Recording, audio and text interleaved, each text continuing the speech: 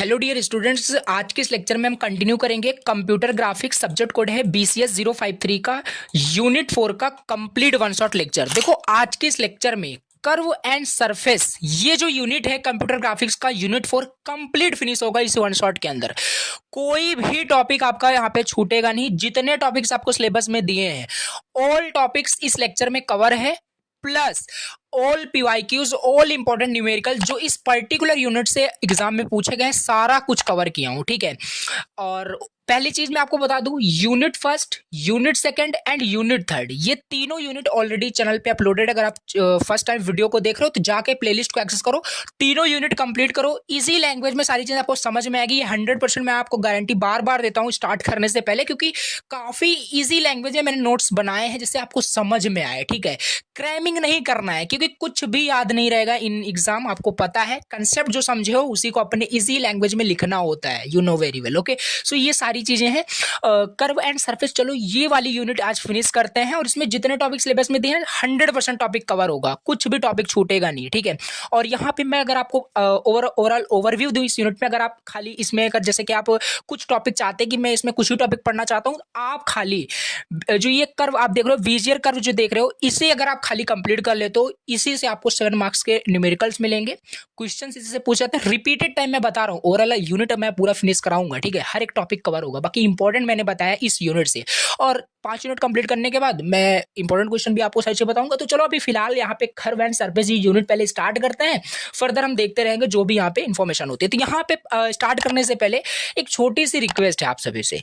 Videos को देखते हो बट आप लाइक नहीं करते, सब्सक्राइब नहीं करते, जो कि बहुत ज्यादा मतलब डीमोटिवेटेड फील करता हूं। बट नो वरी कि कोई मतलब दिक्कत नहीं है। चैनल को प्लीज सब्सक्राइब करना और प्लीज लाइक करना, बहुत ज्यादा मोटिवेशन मिलता है। ऐसे मैं कंटिन्यूसली लेक्चर्स को बनाता रहूँ। जितने भी अनदर सब्जेक्ट के वन शॉट है ना, बहुत जल्द अपलोड कर दूंगा यूनिवर्सिटी एग्जाम के पहले जस्ट। ओके, तो प्लीज मस्त सब्सक्राइब करना और कमेंट कर देना कि वाकई लेक्चर समझ में आते हैं या नहीं समझ में आते हैं। ठीक है, जो भी फीडबैक है, फीडबैक इज वेरी इंपॉर्टेंट, आपको जरूर कमेंट करना है। तो चलिए स्टार्ट करते हैं कर्व एंड सर्फेसेस।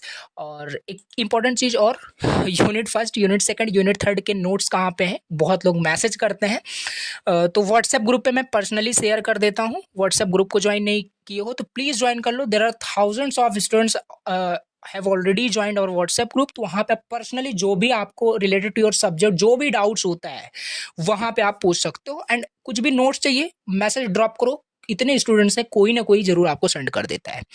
तो ये हो गया, सारे नोट्स आपको मिल जाएंगे। अभी यहाँ पे हम देखते हैं ये अपना नोट्स। और ये यूनिट मैं आपको पहले बता दूं बहुत ज़्यादा स्मॉल है, बहुत ज़्यादा छोटी यूनिट है। 1 से 1.5 घंटे के अंदर मैं इसे कवर कर रहा होऊंगा। ठीक है, तो ये रहा आपका topic curve and its representation. पहले तो चलो समझते हैं कि कर्व होता क्या है। ठीक है, कर्व का मतलब क्या है? देखो सब कुछ आपको ऑलरेडी पता है। कर्व आपको पता है, सरफेस आप डेली मतलब लाइफ में सुनते आ रहे हो कि ये सरफेस है, ये कर्व है। एक्चुअल वही हमें पढ़ना है बस। देखो अब स्टार्ट किए हैं, पहला हमारा यही क्वेश्चन आता है कि व्हाट इज कर्व।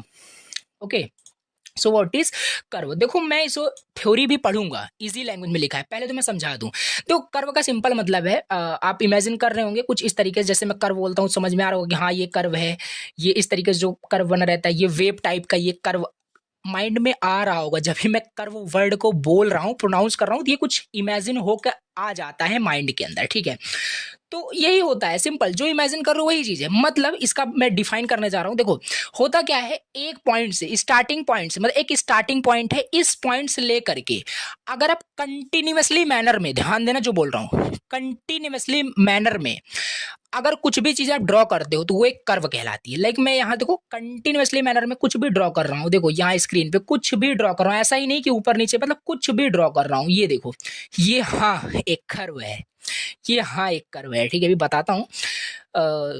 ये देखो यहाँ कंटिन्यूअसली मैनर में मैं यहाँ पे कुछ ड्रॉ कर रहा हूँ, कट कर रहा हूँ, इंटरसेक्ट कर रहा हूँ, बिल्कुल ये कर्व है। ठीक है, तो ये है। अच्छा ये कर्व है कि नहीं? जैसे यहाँ से मैं ड्रॉ किया, फिर मैं कंटिन्यूअसली नहीं, मैं छोड़ दिया ये चीज। अगर इस पूरी चीज को बोलूं, ये क्या जो बीच में आपको इसके इनसाइड दिख रहा है, जो बाउंड्री इसके, ये और ये मतलब दोनों मिला के क्या एक कर्व है? बिल्कुल नहीं, एक कर्व नहीं है। ठीक है, क्योंकि बीच में आपने यहाँ पे कंटिन्यूअसली आपने यहाँ पे नहीं ड्रॉ किया है। तो कर्व की यही सिंपल मतलब था, समझ में आया होगा कि एक स्टार्टिंग पॉइंट होगा, एक एंड पॉइंट होगा, इनके बीच कहीं पे गैप नहीं होना चाहिए, कंटिन्यूअसली मैनर में कुछ भी ड्रॉ करो आपका कर्व होता है। अभी एक क्वेश्चन मन में जरूर आया होगा, क्या लाइन भी कर्व होती है? ये चीज, क्या ये भी कर्व है? अभी सारा कुछ क्लियर होगा, यहाँ पे देखते हैं। चलो यहाँ पे समझ लेते हैं क्या लिखा है। When sets of points infinite और फाइनाइट आर ज्वाइंट, जब ज्वाइन होता है कैसे? Continuously, then what we get is called curve. Simple means कह रहा है कि जैसे एक पॉइंट है, दो पॉइंट है, जब भी हम इसको ज्वाइन करते हैं किसी भी मैनर में, चाहे ऐसे करें, में कोई भी शेप हो सकता है, ज्वाइन कर दिया, यही है आपका curve. What we get the curve. Okay, so this is simply curve. Other definition भी लिखी है, ये समझ में नहीं आए तो ये समझ लो, ठीक है, समझना है, रटना नहीं है। When we start from a point, जब हम एक पॉइंट से स्टार्ट करते हैं, as we already told you, ठीक है, ड्रॉइंग अ ज्योमेट्रिकल फिगर, कोई भी हम ज्योमेट्रिकल फिगर अगर हम ड्रॉ करते हैं और उसे मिलाते हैं एंड पॉइंट से, तो हमें क्या मिलता है? एक शेप मिलता है। The shape is nothing but a curve, ठीक है, कर्व होता है बस, ठीक। तो अब पहला क्वेश्चन यही आएगा, जब हमने बोला कि एक स्टार्टिंग पॉइंट है, एक एंडिंग पॉइंट है, जब हम इसको बीच में मतलब इसे कंटिन्यूसली मैनर में मिला देते हैं तो वो कर्व होता है। तो क्या ये लाइन भी आपका कर्व है? तो यहाँ पे वही क्वेश्चन लिखा है, बहुत इजी मैनर में सर चीज लिखा हूँ, ठीक है। Is line also a curve? तो ये क्वेश्चन माइंड में आता होगा, यस, सिंपली अगर मैथमेटिकली सोचा जाए तो बिल्कुल लाइन भी ऑल्सो आपका एक कर्व के अंदर ही आता है। Line is also a curve. Doubt clear हो गया होगा, ठीक है। कोई भी चीज अभी कोई भी चीज आपका हो सकता है, ठीक है। जैसे आपका ये लाइन ऑल्सो कर्व है, इसी तरीके से आप लाइन से जो जनरेटेड होगा, देखो लाइन से बहुत सारे फिगर्स मैंने ऑलरेडी आपको पहले ही बताया, यूनिट फर्स्ट सेकंड पॉलीगन वगैरह को बना करके यूनिट सेकंड सब कुछ बताया था। तो लाइन से, लाइन एंड पॉइंट से ही तो आपके बहुत सारे ज्योमेट्रिकल फिगर कंप्यूटर ग्राफिक्स के अंदर बन रहे थे ना। तो क्या सारे जो जनरेटेड फिगर्स लाइन से जनरेट हो रहे हैं, क्या वो भी आपको आपके क्या होंगे? कर्व होंगे। जब लाइन कर्व है तो उससे जनरेटेड जो भी फिगर होगा वो तो कर्व होगा ही होगा। जैसे ये कोई भी पॉलीगन जो भी आपने पढ़ा था, कन्वेक्स, कनकेव, सारे आपके वो कर्व के अंदर ही आते हैं। ओरल मैथमेटिकली अगर आप सोचे तो होता भी है, ठीक है, यही चीज। जैसे ये माइंड में देखो क्वेश्चन, पर्सनली मतलब बहुत सारे लोगों के मन में मतलब ऐसे डाउट्स होते हैं कि कर्व जो होता है वो कुछ बेंड्स टाइप का ही होता है, मतलब झुका हुआ टाइप का ही रहता है। अगर इस टाइप से कुछ है तो ये लाइन बोलेंगे, लेकिन इसे कर्व कभी एक्सेप्ट नहीं किया जाता। बट अभी आपको कुछ डाउट आपका क्लियर हुआ होगा कि किस वजह से, क्या है, क्यों इसे हम कर्व बोल रहे हैं, अभी आगे और क्लियर होगा। तो बेंड से रिलेटेड नहीं है ये कर्व, एक्चुअली हम जो इमेजिन करते हैं ये है, बाकी ये भी मैथमेटिकली आपका कर्व ही होता है, ठीक है। तो उससे रिलेटेड जो भी ये लाइन, देखो स्ट्रेट लाइन से मतलब जो भी है ये भी एक कर्व होगा, ये ट्रायंगल भी, और ये भी आपका एक कर्व ही है। So yes, all the figure are curve, सारे कर्व हैं। सो और यहाँ पे डेफिनेशन लिखी है मैथमेटिक्स में, अगर हम देखें, so in mathematics a curve is generally speaking an object similar to a line but that need to be a straight, thus a curve generalization of a line। Simple वही बोल रहा है, जैसे कि सिंपल जैसे मैंने बताया, एक पॉइंट यहाँ है, अगर इस पॉइंट से हम ऐसे स्टार्ट कर कंटिन्यूअसली हम चल रहे हैं, देख लो यहाँ एंड कर दिया, क्या ये भी एक कर्व है? हाँ, ये कर्व तो है, लेकिन इसे हम सर्कल भी बोलते हैं। तो ये चीज है, सर्कल भी कर्व होता है, ठीक है, सर्कल भी कर्व होता है। तो this circle is also a curve, ठीक। अच्छा, तो क्या ये चीज भी कर्व है? जी नहीं, क्योंकि ये कंटिन्यूअसली मैनर में ड्रॉ नहीं किया गया है। पहले देखो इसे, चलो हमने ड्रॉ कर दिया, फिर मैं इसको ड्रॉ कर दे, देखो यहाँ से हमारा पेन मतलब उठ रहा है, ऐसे मतलब बोल सकते हैं, अगर और इजी में आपको बताऊं तो कंटिन्यूअसली नहीं हो रहा है, ठीक है। तो यही चीज सिंपल मैंने आपको बताया, मतलब एक पॉइंट से स्टार्ट करो, अब पेन आपको उठाना नहीं है, कुछ भी ड्रॉ करो, कुछ भी, ठीक है। तो ये सब आपका कर्व है, लेकिन बीच में अगर आपने पेन उठा दिया, मीन्स गैप कर दिया, देन वो आपका कर्व नहीं होगा। तो ये कुछ समझ में आया होगा, आई नो कि कर्व क्या होता है, समझ में आ गया होगा, ठीक है। अब टाइप्स भी समझ लेते हैं। कर्व है तो कर्व के अंदर भी काफी सारे टाइप्स होते हैं। तो बेसिकली 3 टाइप्स के हैं, और भी टाइप्स के हो सकते हैं, बट यहाँ पे एक जनरलाइजेशन हम फॉर्म लेके चल रहे हैं। आपका ओपन कर्व हो सकता है, क्लोज्ड कर्व हो सकता है, क्रॉसिंग कर्व क्या हो सकता है। ओपन कर्व कुछ इस तरीके से, जैसे सिंपल ये जो हम बनाते हैं ये भी एक कर्व है, ये भी एक कर्व तो है, बट टाइप किस टाइप का है? ओपन कर्व है, देखो ओपन है। और क्लोज्ड मीन्स यहाँ पे फिगर से ही आप इसे समझ सकते हैं। ये देखो क्लोज्ड कर्व है, क्लोज्ड कर्व है, भले ही यहाँ पे आपका ये क्या है, रेक्टेंगल आपको दिख रहा होगा।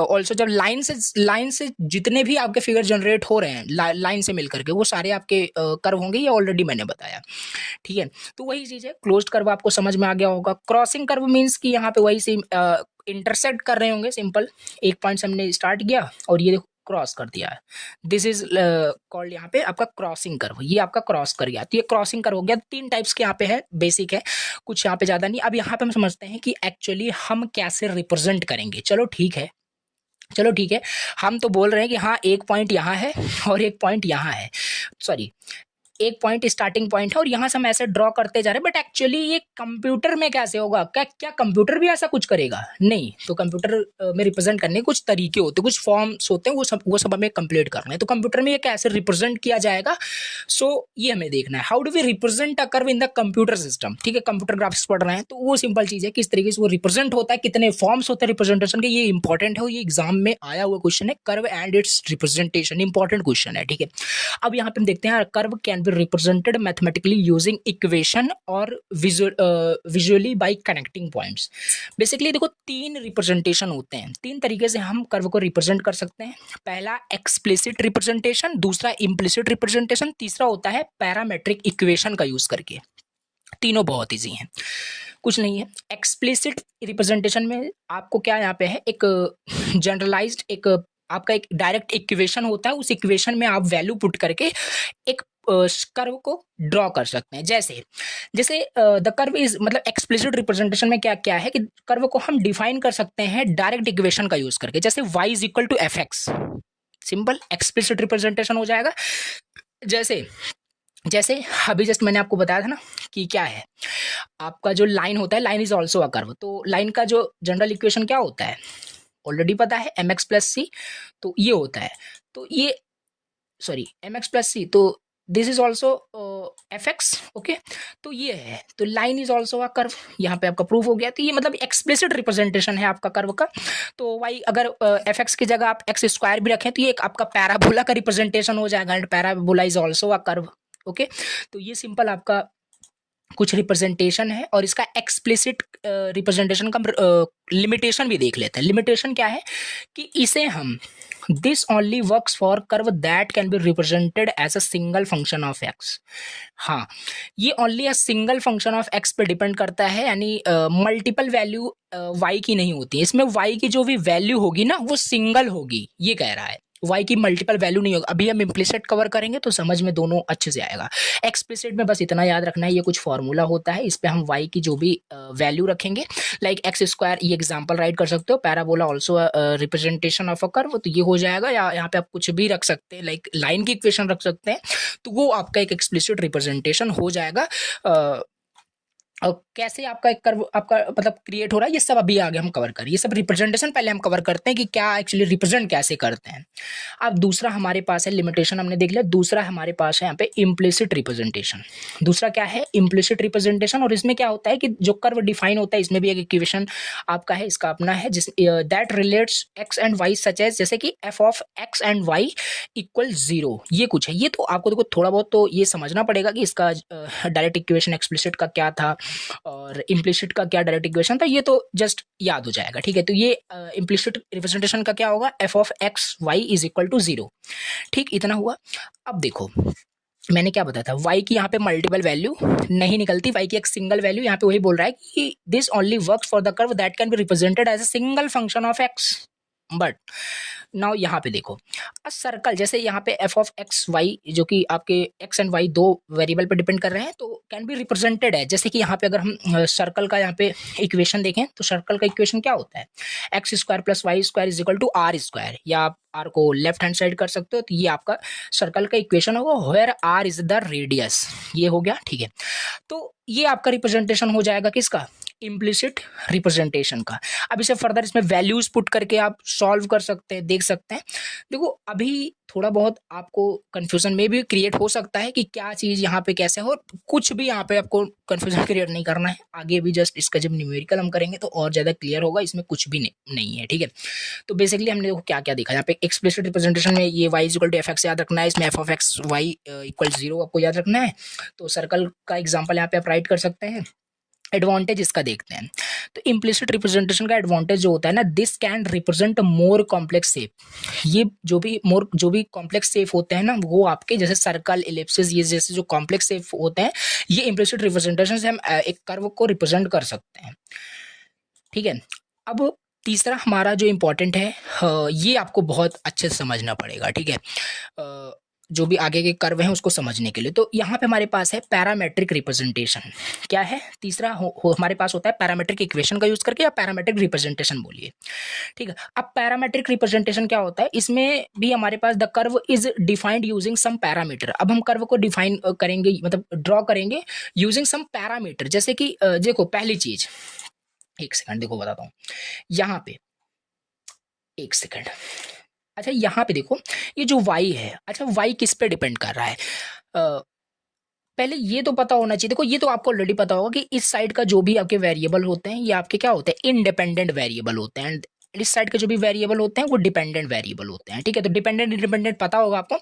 मतलब यहाँ पे ये जो y है ना, ये डिपेंडेंट वेरिएबल है। मतलब ये डिपेंड किस पे कर रहा है, x की वैल्यू पे। x की जितनी वैल्यू चेंज करोगे उतनी वैल्यू y की चेंज होगी, बेसिक सी बात है। तो ये आपका डिपेंडेंट इंडिपेंडेंट का मतलब है, मतलब ये जो y है ये x पे डिपेंड कर रहा है, ठीक है। चलो इसी तरीके से यहाँ पे एक्स वाई आपके दो वेरिएबल्स हैं। अब यहाँ पे क्या है, एक आपका थर्ड वेरिएबल है, एक थर्ड पैरामीटर है, that's why we called it parametric representation.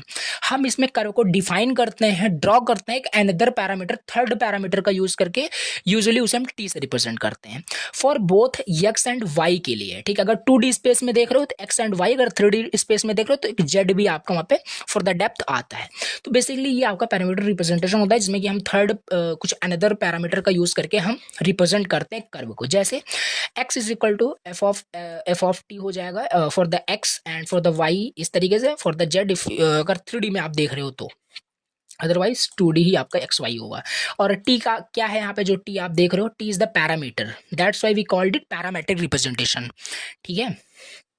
तो ये है जो x है, जो y है, ये z है, किस पे डिपेंड कर रहा है, पैरामीटर पे डिपेंड कर रहा है, जो भी पैरामीटर हमने t लिया हुआ है, ठीक है। तो ये बेसिकली हो गया। तो अगर हम इसका एडवांटेज लिखें पैरामेट्रिक रिप्रेजेंटेशन का, तो लिख सकते हैं बिल्कुल कि बहुत ज़्यादा ये फ्लेक्सिबल होता है, बहुत ज़्यादा फ्लेक्सिबल होता है फॉर द कॉम्प्लेक्स शेप, ठीक है। पहले में हमने क्या डिसएडवांटेज देखा कि ये लिमिटेड था, ठीक है, ये लिमिटेड था। इसमें हम काफ़ी मतलब जो भी सिंपल कर्व होते हैं उसको हम ड्रॉ कर सकते हैं, जिसमें कि सिंगल फंक्शन ऑफ एक्स पे डिपेंड कर रहा हो। और इसी तरीके से फिर हमने इम्प्लिसिट देखा, जो कि एक्सप्लिसिट से तो काफ़ी बढ़िया था, ठीक है, जिसमें कि उसमें भी हम कॉम्प्लेक्स शेप को ड्रॉ कर सकते थे। बट पैरामेट्रिक में क्या हुआ, ये किसी भी टाइप्स के कर्व को मतलब ये ड्रॉ कर सकता है, कोई भी कॉम्प्लेक्स शेप के कर्व को ये ड्रॉ कर सकता है, काफ़ी फ्लेक्सिबल होता है। तो एडवांटेज यहाँ पे लिखा हुआ है। तो ये सारी थ्योरी मैं इसलिए बता रहा हूँ, इस एग्जाम में अगर आए तो एज अ कंटेंट के हिसाब से और ज़्यादा इसे लिख सकते हैं। तो पैरामेट्रिक रिप्रेजेंटेशन आपको समझ में आया। अब इसी के साथ हम समझते हैं पैरामेट्रिक कर्व के बारे में। क्या होता है पैरामेट्रिक कर्व? पैरामेट्रिक कर्व क्या है, देखो पैरामेट्रिक रिप्रेजेंटेशन याद रखना वही है, ठीक है। तो पैरामेट्रिक कर्व क्या होता है, टू ड्राइंग, मतलब पैरामेट्रिक कर्व, देखो मतलब कहने का मतलब है कर्व को ही हम ड्रॉ करने जा रहे हैं, बट कुछ इसमें पैरामीटर यूज होगा, पैरामेट्रिक, इस वजह से पैरामेट्रिक कर्व कह रहे हैं। तो ये एनालॉजी आप लगा सकते हैं। सो ड्रॉ करने के लिए एक कर्व को by using parametric equation we have two approaches, मतलब हम एक कर्व को अब ड्रॉ करेंगे और उसमें हम पैरामीटर का यूज करेंगे, ठीक है। तो जो भी कर्व आपका निकल के आएगा जिसमें भी हमने पैरामीटर को यूज किया, उसी को हम पैरामेट्रिक कर्व बोलेंगे। अब मोस्ट इंपॉर्टेंट चीज ये आता है कि जो भी हम बोल रहे हैं कि कर्व को कैसे रिप्रेजेंट करेंगे, क्या होगा, जो अभी हम इमेजिन कर रहे थे वो एक्चुअली अब हम करने जा रहे हैं कि किस तरीके से एक कर्व क्रिएट होता है, किस तरीके से वो कर्व आपका ड्रॉ होगा, ठीक है। ओवरऑल ये कहने का मतलब है। बेसिकली आपको याद रखना है, कोई भी कर्व को अगर हमें ड्रॉ करना है using parametric approach, parametric equation, then हमारे पास दो अप्रोचेस हैं, दो अप्रोच हमारे पास है। पहला है piecewise linear curve, piecewise linear curve है, दूसरा पीस वाइज पॉलिनोमियल कर्व होता है आई थिंक, ठीक है, हाँ वही है। सो पहला है पीस वाइज लीनियर कर्व, ठीक है। टॉपिक वाइज चलते रहो, जिस तरीके से मैं बता रहा हूँ एट द लास्ट में आपको सारी चीजें समझ में आएगी, क्या चीज चल रहा है समझ में बाकी आ रहा होगा कि पैरामीट्रिक कर्व, पैरामीट्रिक रिप्रेजेंटेटिव क्या मैं बात कर रहा हूँ। तो अब देखो पैरामीट्रिक कर्व को अगर हमें ड्रॉ करना है तो हमें दो अप्रोचेस यूज करने पड़ेंगे, या तो हम piecewise linear curve use कर लें या piece wise polynomial curve use कर लें। तो पीस वाइज लीनियर कर्व क्या होता है, ठीक है। इस कर्व में जैसे नाम से पता चल रहा है यहाँ पे लीनियर कर्व समझ में आ रहा होगा, ठीक है। जैसे ये लाइन की मैं बात करूं, लाइन में बोल रहा हूँ कर्व है, तो ये क्या है, कर्व है, बट ये लीनियर कर्व है, यानी ये स्ट्रेट लाइन में है। तो लीनियर का मतलब कुछ समझ में आ रहा होगा, लीनियर से कुछ मीनिंग आपको, ठीक है। तो पीस वाइज लीनियर कर्व का मतलब होता है मीन्स इस कर्व में मतलब कि जो मैथमेटिकल इक्वेशन जो होगी ना वो आपका क्या होगा, लीनियर फॉर्म में होगी। कैसे, देखो जैसे हम मान लेते हैं हमारे पास देखो यहाँ पे कुछ पॉइंट्स थे, ठीक है, 1 2 3 4 5 6 पॉइंट्स हम मान लेते हैं हमारे पास है, ठीक है। अब एक तो कर्व आपका इस तरीके से हो सकता है कि हम इसे स्ट्रेट लाइन में ऐसे क्या करें, ड्रॉ कर दें, ठीक है। अभी जस्ट ऐसे ही इमेजिन करो, हम ऐसे लाइन टू लाइन इसे जब मिला देते हैं तो एटलीस्ट देखो यहाँ से और कंटिन्यूसली मैनर में हमने यहाँ पे बनाया, इसे एज्यूम करिए।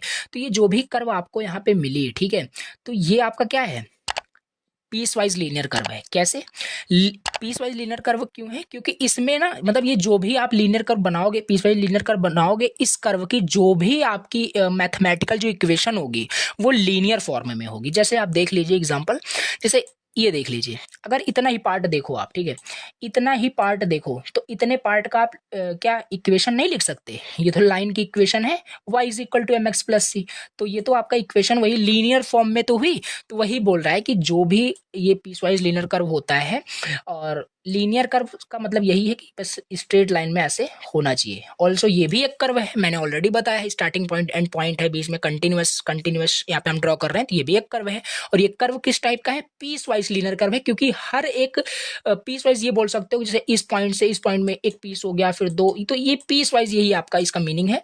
तो लीनियर कर्व यही होता है कि इसमें इसकी जो इस कर्व की इस पर्टिकुलर जो ये कर्व आपको दिख रहा है ना, इसकी जब भी हम मैथमेटिकल इक्वेशन निकालते हैं तो लीनियर फॉर्म में निकल के आती है। तो y is equal to mx plus C, जैसे इस लाइन का है वैसे इसका भी होगा, वैसे इसका भी कुछ होता होगा। तो ये इस तरीके से है आपका पीस वाइज लीनियर कर्व, ठीक है। और इसमें देखो एक चीज आपको सोचना है, देखो जैसे ये जो कर्व आप देख रहे हो, जो भी ये कर्व आपको यहाँ पे दिख रहा है एग्जाम्पल में, ये आपका पीसवाइज लीनियर कर्व का एग्जाम्पल है। लेकिन आप जब भी कर्व को इमेजिन करते हो, आप जो कर्व को इमेजिन करते हो वो इस टाइप का होता है। और वाकई में हमारा जो ऑब्जेक्टिव है ना, कुछ इसी तरीके से कर्व को ड्रॉ करना है। इस तरीके से जो पीस वाइज लीनियर कर्व है, इस तरीके से हमें नहीं करना है, ठीक है। क्योंकि इस तरीके से तो हम पॉइंट्स एंड लाइंस का भी यूज करके फिर हम कर सकते हैं। हम कर्व का कंसेप्ट क्यों पढ़ रहे हैं, तो कर्व मीन्स कि हम कुछ बेंड्स चाहते हैं, बेंड्स, ठीक है, इस टाइप से हम कुछ चाहते हैं हमारा कर्व हो, ठीक है, कुछ झुकाव हो। यहाँ पे कुछ देखो, कुछ है ही नहीं, स्ट्रेट लाइन में डायरेक्ट गया है, तो हम इस अप्रोच को बिल्कुल यूज नहीं करेंगे फॉर द ड्रॉ, मतलब ड्रॉ करने के लिए पैरामीट्रिक कर्व को, या कोई भी कर्व को हम ड्रॉ करने के लिए हम पॉलिनोमियल कर्व को यूज करते हैं। तो इसमें देखो कोई भी आपका बेंड नहीं है, सो हम इसे यूज नहीं करते। कंसेप्ट भले मैं बता दिया कि क्या चीज है, ठीक है। तो ये हम नहीं चाहते। अब हम क्या चाहते हैं, हम दूसरा समझेंगे यहाँ पे पीस वाइज पॉलिनोमियल कर्व। अब ये क्या होता है, पीस वाइज पॉलिनोमियल कर्व क्या होता है, इसमें भी कुछ नहीं है। देखो इसमें क्या होता है कि सिंपल थोड़ा सा इसमें बैंड्स होता है, जो हम चाहते हैं जिस तरीके से कर्व हमें दिखे, जिस तरीके से हम कर्व ड्रॉ करना चाहते हैं, वो हम ड्रॉ कर पाएंगे पीस वाइज पॉलिनोमियल कर्व का यूज करके, ठीक है। इसमें देखो जैसे वहां पे स्ट्रेट था, यहाँ पे स्ट्रेट नहीं है, थोड़ा सा बेंड है, और जिस तरीके से हम चाहते थे उसी तरीके से देखो इस फॉर्म में है, ठीक। तो ये है आपका पॉलिनोमियल कर्व। अब यहाँ पे हम समझते हैं ये पॉलिनोमियल क्या है। चलो पीस वाइज कर्व ये ठीक था, पॉलिनोमियल क्या है। देखो पॉलिनोमियल आपको समझ पता होगा, जैसे कि कुछ इस तरीके से होता है, ठीक है। कुछ डिग्री एक्स की पावर में कुछ डिग्री दी होती है, पॉलिनोमियल कुछ रिलेट कर रहे होंगे, जैसे एक्स स्क्वायर प्लस 3x, ठीक है, ये भी एक पॉलिनोमियल है। यहाँ पे एक्स क्यूब हो जाएगा, ये भी पॉलिनोमियल है। एक्स पावर 4 ये भी तो ये सिंपल आपका होता है, ठीक है। तो सिंपल देखो, अब यहाँ पे मैं बताता हूँ क्या चीज है। देखो अब यहाँ पे एक पॉइंट आपको और याद रखना है, जैसे आगे जब भी हम क्वेश्चन करेंगे तो बेसिकली ये होता है, जैसे देखो देखो जैसे यहाँ पे कितने पॉइंट्स हैं, यहाँ पे देखो कितने पॉइंट्स, ये जो कर्व बना है आपका कितने पॉइंट्स मिलकर बना है, 1 2 3 4 5 6 7, ओवरऑल 7 पॉइंट्स से मिलकर ये कर्व बना हुआ है। तो ये होता है कि जितने ज़्यादा पॉइंट्स का यूज़ करके हम कर्व बनाते हैं, कंप्यूटर में उस कर्व को ड्रॉ करना उतना ही कॉम्प्लेक्स होता है। कैसे, देखो जैसे हम जब यूज़ करते हैं 4 पॉइंट, जैसे देखो बेसिकली जैसे हम अगर 4 पॉइंट यूज करें, 4 पॉइंट अगर हम यूज करते हैं, ये कंसेप्ट आपको याद रखना पड़ेगा। जब हम 4 पॉइंट्स को यूज करके कर्व बनाते हैं, जैसे मान लेते हैं एक ये आपका, ठीक है, ये 2 3 एंड 4, ठीक है, तो ऐसा कुछ समझ में 4 पॉइंट्स का यूज करके हम यहाँ पे क्या कर रहे हैं, कर्व को बना रहे हैं। तब हमारी जो डिग्री होती है वो 3 होती है, मतलब एक कम डिग्री आपकी हमेशा होती है। और ये हम पॉलिनोमियल पढ़ रहे हैं, जैसे कि यहाँ पे क्या है, जैसे यहाँ पे अगर हम 5 पॉइंट से मिल करके अगर एक कर्व बनाते हैं तो डिग्री उसकी 4 होगी, मतलब एक कम ही उसकी डिग्री होती है। और अगर 2 पॉइंट से मिला करके हम कर्व बना रहे हैं तो उसकी डिग्री क्या होगी, 1 होगी, ठीक है। तो यहाँ पे कितने हम पॉइंट्स का मिला करके कर्व बना रहे हैं, 7 पॉइंट से, तो डिग्री कितनी होगी, 6 होगी, तो x⁴ ये है। अब देखो थोड़ा क्लियर करता हूँ इसको, ठीक है। जैसे मैंने क्या बताया, 2 पॉइंट से अगर मैं मिला करके, जैसे ये चीज, अच्छा ये कर्व है कि नहीं, ये तो क्लियर हो जाना चाहिए, लाइन है बिल्कुल, हाँ ये कर्व है। तो मैंने ये बताया कि अगर 2 पॉइंट से मिला करके मैं कर्व बनाता हूँ तो उसकी डिग्री 1 होगी, और इसकी डिग्री 1 कहाँ है, कैसे, मतलब कुछ समझ में नहीं आया। देखो ये आपका किसका इक्वेशन है, y = mx प्लस सी, और बताओ यक्स की डिग्री कितनी है, यक्स की डिग्री आपकी 1 है, और वही तो यहाँ पे लिखा है कि मतलब ये आपका वेरीफाइड है कि 2 पॉइंट से अगर कर यूज करके कर्व को बनाओगे तो डिग्री उसकी 1, तो एक कम ही होता है, n-1, ठीक है, n-1 याद रखना। 4 पॉइंट्स मीन्स कि आपका ये 3 डिग्री होगी, और ये मैंने क्यों बताया, आगे भी क्वेश्चन में यूज होगा, सो ये बताएं। और एक इंपॉर्टेंट चीज आपको याद रखना है, अगर आपको बेस्ट रिजल्ट चाहिए, जो मैं बता रहा हूँ वही चीज आपको यहाँ पे याद रखना है। बेस्ट रिजल्ट चाहिए मतलब कि कंप्यूटर में, जैसे कि देखो अभी तो चलो यहाँ पे 7 ही पॉइंट मैंने यहाँ पे ड्रॉ किए, जो कि आपको ये दिख रहा होगा, इसको कैलकुलेट कर लोगे। लेकिन जैसे मान लो ये देखो, लो अभी समझ में आएगा, ठीक है। ये भी एक कर्व है कि नहीं, तो इसमें कितने पॉइंट हैं, काउंट कर लेते हैं, 1 2 3 4 5 6 7 8 9 10 11, आई थिंक 11 यहाँ पे टोटल पॉइंट्स हैं। तो डिग्री कितनी होगी, 10 डिग्री होगी, यानी x की पावर 10 होगी। अच्छा x की वैल्यू पे अब डिपेंड करता है कि ये कैलकुलेशन कितना कॉम्प्लेक्स होगा। मान लेते हैं x की वैल्यू यहाँ पे मान लेते हैं ऐसे रैंडमली 15 है, तो ये देखो कितना कॉम्प्लेक्स हो जाएगा, ठीक है। ये तो जस्ट एन एग्जांपल ले रहे हैं, तो बोल कहने का मतलब है जितना ज्यादा पॉइंट्स रहेंगे उतना कॉम्प्लेक्स कर्व बनता जाएगा, ठीक है, जो कि कॉम्प्लेक्सिटी बढ़ेगी कंप्यूटर के अंदर, ठीक है। तो बेसिकली हम क्या मान के चलते हैं, अजम्पशन हमारा क्या होता है कि हमें जो भी हम क्वेश्चन सॉल्व करेंगे या पूरे ओवरऑल जो भी हम कर्व बनाते हैं वो हमारा भी पूरे इस यूनिट में 4 या 5 पॉइंट्स का यूज करके हम बनाते हैं। अगर हम 4 या 5 पॉइंट्स का यूज करके कर्व बनाते हैं तो वो हमारा बेस्ट कर्व के अंदर आता है, वो हमारा बेस्ट कर्व के अंदर आता है। सो यहाँ पे वही लिखा है, अगर हम यूज करते हैं 4 पॉइंट और 5 पॉइंट का यूज करके अगर हम कर्व को बनाते हैं तो वो बेस्ट कर्व आपका होता है। उससे ज्यादा अगर बनाओगे, उससे अगर 4-5 पॉइंट से ज्यादा अगर पॉइंट्स का यूज करके कर्व बनाओगे तो कर्व कॉम्प्लेक्स हो जाएगा। और हाँ सिंपल सी बात है, जैसे 4-5 पॉइंट से कम पॉइंट्स का यूज करके, जैसे मान लो 2 पॉइंट्स का यूज करके अगर आप बना रहे हो कर्व, तो सिंपल सी बात है आपको एक लाइन मिल जाएगी। तो ये है, मतलब जितना कम बनाओगे, मतलब ऐसा भी नहीं होना चाहिए लाइन हमें नहीं चाहिए कर्व। देखो अब हमें यही समझ चलना है कि हमारा ऑब्जेक्टिव यही है कि कर्व हमें कुछ इस शेप का मिले, कुछ बेंड्स टाइप का मिले, ठीक है। स्ट्रेट नहीं मिलना चाहिए, स्ट्रेट मिल गया तब भी कोई मीनिंग नहीं है, और हमें बेंड्स टाइप का चाहिए। तो मिनिमम हमारा 4 या 5 पॉइंट्स का यूज करोगे तो हमें बेंड्स टाइप का मिलेगा, और हमारा जो कर्व होना चाहिए वो पीस वाइज पॉलिनोमियल कर्व होना चाहिए। इसी कंसेप्ट को हम यूज करेंगे। आई होप कि ये समझ में आया होगा कि क्या चीज है। Now we will use only 4 points, हम 4 पॉइंट्स ही यूज करेंगे, और 4 पॉइंट्स यूज करेंगे तो डिग्री क्या होगी, याद रखना है पॉलिनोमियल में डिग्री आपका 3 होगा, और ये डिग्री 3 है, ध्यान दो डिग्री 3 है, तो इसे क्या बोलोगे, क्यूबिक पॉलिनोमियल कर बोलोगे, ठीक है। अगर डिग्री 2 होता तो क्वाड्रेटिक पॉलिनोमियल कर बोलोगे, ठीक है। तो ऐसे अलग अलग आपको समझ में आने चाहिए। तो ये सिंपल हो गया, हमारा कंसेप्ट हमने देखा पैरामेट्रिक कर्व क्या होता है, और ये इंपॉर्टेंट क्वेश्चन है, ठीक है। पैरामेट्रिक कर्व को रिप्रेजेंट करने के मतलब 2 अप्रोचेस होते हैं, दोनों हमने देख लिया, ये काफी इंपॉर्टेंट है, इसी का भी पूरे इंटायर यूनिट में हम इसका यूज करने वाले हैं। चलो अभी सिंपल और यहाँ पे देख लेते हैं, ठीक है। ओके सो ये आपका एक जनरल मतलब फॉर्म हो गया, जैसे कोऑर्डिनेट्स हम निकालेंगे एक्स एंड वाई का, तो हम ये जनरल मतलब फॉर्म याद कर सकते हैं। बाकी ये इंपॉर्टेंट नहीं है, इसे इग्नोर करना, ठीक है। नहीं, कंफ्यूज बिल्कुल नहीं करना चाहता आपको, अभी आगे मैं इसको बताऊंगा क्या था। अब इसके बाद हमें देखो पैरामेट्रिक कर्व हमने देख लिया, अब हमें यहाँ पे नेक्स्ट टॉपिक हमें कंप्लीट करना है, पैरामेट्रिक एंड जियोमेट्रिक कंटिन्यूटी क्या होती है। पैरामेट्रिक एंड जियोमेट्रिक कंटिन्यूटी क्या होती है, मोस्ट इंपॉर्टेंट क्वेश्चन है। ये क्वेश्चन पूछा गया है, पैरामेट्रिक कंटिन्यूटी क्या होता है, ये एग्जाम में आया हुआ क्वेश्चन है। अभी तक जियोमेट्रिक कंटिन्यूटी नहीं आया, बट मे भी आ सकता है, दोनों कवर करेंगे इजी लैंग्वेज में। पैरामेट्रिक कंटिन्यूटी क्या होती है, देखो पैरामेट्रिक कंटिन्यूटी को हम सी से रिप्रेजेंट करते हैं, ओनली सी।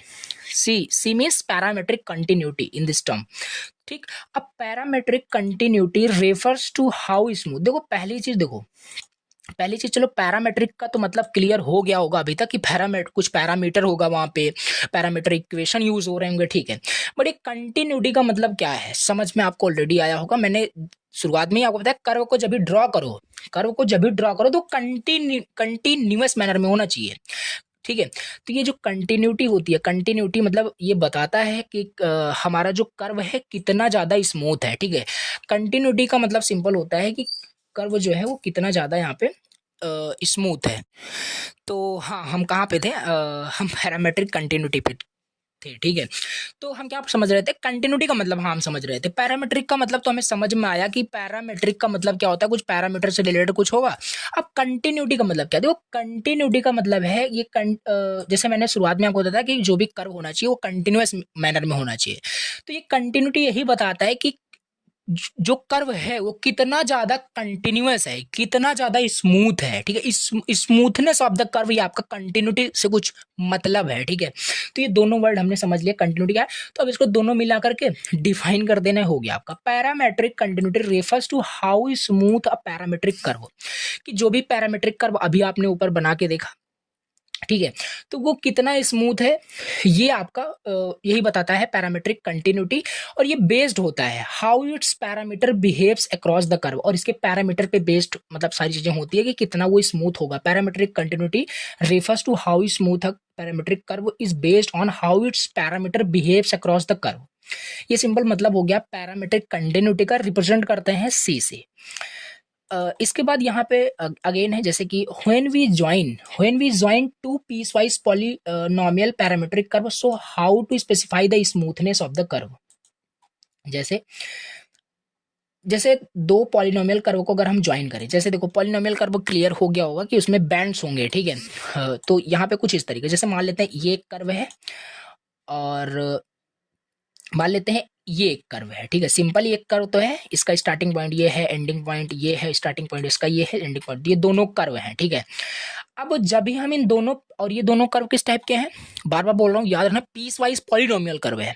जब इन दोनों कर्व को हम ज्वाइन करेंगे, जब दोनों कर्व को हम ज्वाइन करेंगे, तो ज्वाइन करने के बाद ये जो कर्व आएगा वो कितना स्मूथ होगा। इसको ज्वाइन करने के बाद ऐसा भी कुछ हो सकता है कि ये कर्व था, ये कुछ इस तरीके से हो जाए, ठीक है। तो ये मे भी आपका स्मूथनेस या कंटिन्यूटी जो है वो खराब हो जाए, या ऐसा भी हो सकता है, ठीक है। तो किस तरीके से हम ज्वाइन करेंगे, तो देखो इस तरीके से, ठीक है। तो यही है कि दो अगर हम पीसवाइज पॉलिनोमियल पैरामेट्रिक कर्व को ज्वाइन करते हैं तो कैसे हम स्पेसिफाई करेंगे उसकी स्मूथनेस को, उसके कर्व को, ये मतलब कैसे पता चलता है, कंटिन्यूटी से। अभी इसको हम निकाल के भी देखेंगे कितना स्मूथ है वो। मतलब जब भी हम दो कर्व को, जैसे यहाँ पे नीचे दो पॉलिनोमियल कर्व को हमने ज्वाइन किया, अब ज्वाइन करने के बाद कैसे पता चलेगा कि ये किस ऑर्डर का ये मतलब किस ऑर्डर के कंटिन्यूटी का ये आपका कर्व बना हुआ है, ये हमें समझना है। देखो there are two approaches which determine the smoothness of the curve parametric geometric. देखो दो तरीके हैं, मतलब जो यहाँ पे सेम चीज वही है कि जैसे देखो फिर से मैं आपको तरीका बताता हूँ। हमने दो, हमारे पास polynomial piece wise polynomial curve थे, उनको हमें करना था ज्वाइन। जब भी हम उनको ज्वाइन करेंगे, ज्वाइन करने के बाद उस कर्व की स्मूथनेस क्या होगी, यही बताता है आपका कंटिन्यूटी। और उसकी स्मूथनेस क्या होगी, ये दो अप्रोचेस हमारे पास हैं। पहला तो यहाँ तो हम पैरामेट्रिक कंटिन्यूटी यूज कर लें, जो कि ये हम पढ़ रहे थे, और दूसरा हमारे पास ज्योमेट्रिक कंटिन्यूटी होती है। नाउ क्लियर हो गया होगा, ये हो गया।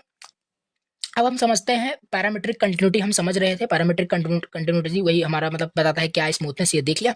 अब एग्जांपल से इसको क्लियर करते हैं। जैसे और इसमें देखो कितने ऑर्डर के आपके होते हैं, इसमें जीरो ऑर्डर होता है, फर्स्ट ऑर्डर होता है, सेकंड ऑर्डर होता है, ठीक। अब इसमें समझते हैं जीरो ऑर्डर पैरामीट्रिक कंटिन्यूटी क्या होता है। जीरो ऑर्डर पैरामीट्रिक कंटिन्यूटी क्या होता है। जीरो ऑर्डर पैरामीट्रिक कंटिन्यूटी को हम रिप्रेजेंट करते हैं सी की power zero. Zero order parametric continuity को सी की पावर जीरो से रिप्रेजेंट करते हैं। सी की पावर जीरो कंटिन्यूटी का मतलब है कि two pieces of curve are joint meet at the same point. ये थोड़ा सा आपको कंसेप्चुअल समझना पड़ेगा कि zero order parametric curve C की पावर जो जीरो है, इसका मतलब क्या है, जब भी हम दो पॉइंट्स को ज्वाइन करते हैं, जब भी हम दो कर्व को, दो पॉलिनोमियल कर्व को ज्वाइन करते हैं, जैसे एक कर्व ये है, दूसरा कर्व ये है, जब इसे हम ज्वाइन कर रहे हैं तो जीरो ऑर्डर पैरामीट्रिक कर्व का सिंपल मतलब यही है कि एक कर्व का एंड पॉइंट, एक कर्व का एंड पॉइंट दूसरे कर्व के एंड पॉइंट से एट द सेम पॉइंट पे मीट कर रहा होगा, इसे ही हम जीरो ऑर्डर पैरामीट्रिक कंटिन्यूटी बोलते हैं। क्लियर हो गया होगा। जैसे इस कर्व का देखो लास्ट पॉइंट, एंड पॉइंट ये और इसका स्टार्टिंग पॉइंट दोनों सेम पॉइंट पे मीट कर रहे हैं। हाँ, ये आपका क्या है, zero order parametric continuity curve है आपका, ठीक है। तो ये कंडीशन सेटिस्फाई कर रहा है। P ऑफ T मतलब ये आपका एक कर्व है P और ये कर्व है Q। क्यों, थोड़ा सा मैथमेटिकली इसे रिप्रेजेंट करने की कोशिश कर रहे हैं। PT1 मतलब P का जो मान लेते हैं T टाइम 0 पे यहाँ से स्टार्ट हुआ और टाइम 1 पे ये आपका कर्व फिनिश हुआ। तो ये सिंपल चीज़ है। P T ऑफ मतलब T is equal to 1 equal आपका T ऑफ 0। ये समझ में आ रहा होगा कैसे रिप्रेजेंट किया गया है। दोनों मतलब एट द सेम पॉइंट पे रिप्रेजेंट कर रहे हैं, that's why it is called zero order parametric curve, ठीक, यही लिखा हुआ है। अच्छा, क्या ये आपका है, जैसे देखो यहाँ पे एग्जांपल दिया है t इज इक्वल टू 0 ये है और t इज इक्वल टू 1 ये फिनिश हुआ और ये स्टार्ट हुआ t इज इक्वल टू 0 इस पॉइंट से और खत्म हुआ यहाँ पे t इज इक्वल टू 1, मतलब ये टाइम दिया हुआ है। तो क्या ये आपका जीरो ऑर्डर पैरामीट्रिक कंटिन्यूटी है। तो ये c की पावर 0 है या नहीं, तो आंसर है कि नहीं। क्यों, क्योंकि एट द सेम पॉइंट पे मतलब सेम पॉइंट पे ये मीट नहीं कर रहे हैं। इसका एंड, फर्स्ट कर्व का जो एंड पॉइंट है, क्या लास्ट, क्या सेकंड कर्व के फर्स्ट पॉइंट से मीट कर रहा है, नहीं कर रहा है, उसके बीच में कर रहा है। तो ये आपका जीरो ऑर्डर पैरामीट्रिक कर्व नहीं होगा। तो ये हो गया पहला। दूसरा है फर्स्ट ऑर्डर पैरामीट्रिक कंटिन्यूटी। दूसरा क्या है, फर्स्ट ऑर्डर पैरामीट्रिक कंटिन्यूटी। इसे रिप्रेजेंट करते हैं सी टू द पावर 1 मतलब सी की पावर 1 से रिप्रेजेंट करते हैं, फर्स्ट ऑर्डर हो जाएगा। तो इसमें क्या होता है कि in first order parametric continuity में हम रिप्रेजेंट करते हैं सी की पावर 1, ऑलरेडी बताया। इसका मतलब क्या है, इसका मतलब ये है कि that the first parametric derivatives of the coordinate function for two successive curve sections are equal at the joining point. देखो मैथमेटिकली समझो, ये था आपका क्या, ये था आपका कर्व, दो पॉलिनोमियल को हम ज्वाइन कर रहे थे। t इक्वल 0 पे स्टार्टिंग पॉइंट और इसके लिए t इक्वल 1 पे इस p कर्व के लिए एंडिंग पॉइंट और इसी तरीके से इसका q कर्व के लिए। तो इसका मतलब क्या है कि ये जो p कर्व है, p कर्व का लास्ट मतलब एंड पॉइंट से, देखो यहाँ पे लिखा क्या है, in first order parametric continuity का मतलब है that the first parametric derivative, first parametric मतलब ए पहले कर्व का, फर्स्ट कर्व का जो डेरिवेटिव्स है, फर्स्ट पैरामीट्रिक कर्व का derivatives of the coordinate function of to successive curve section.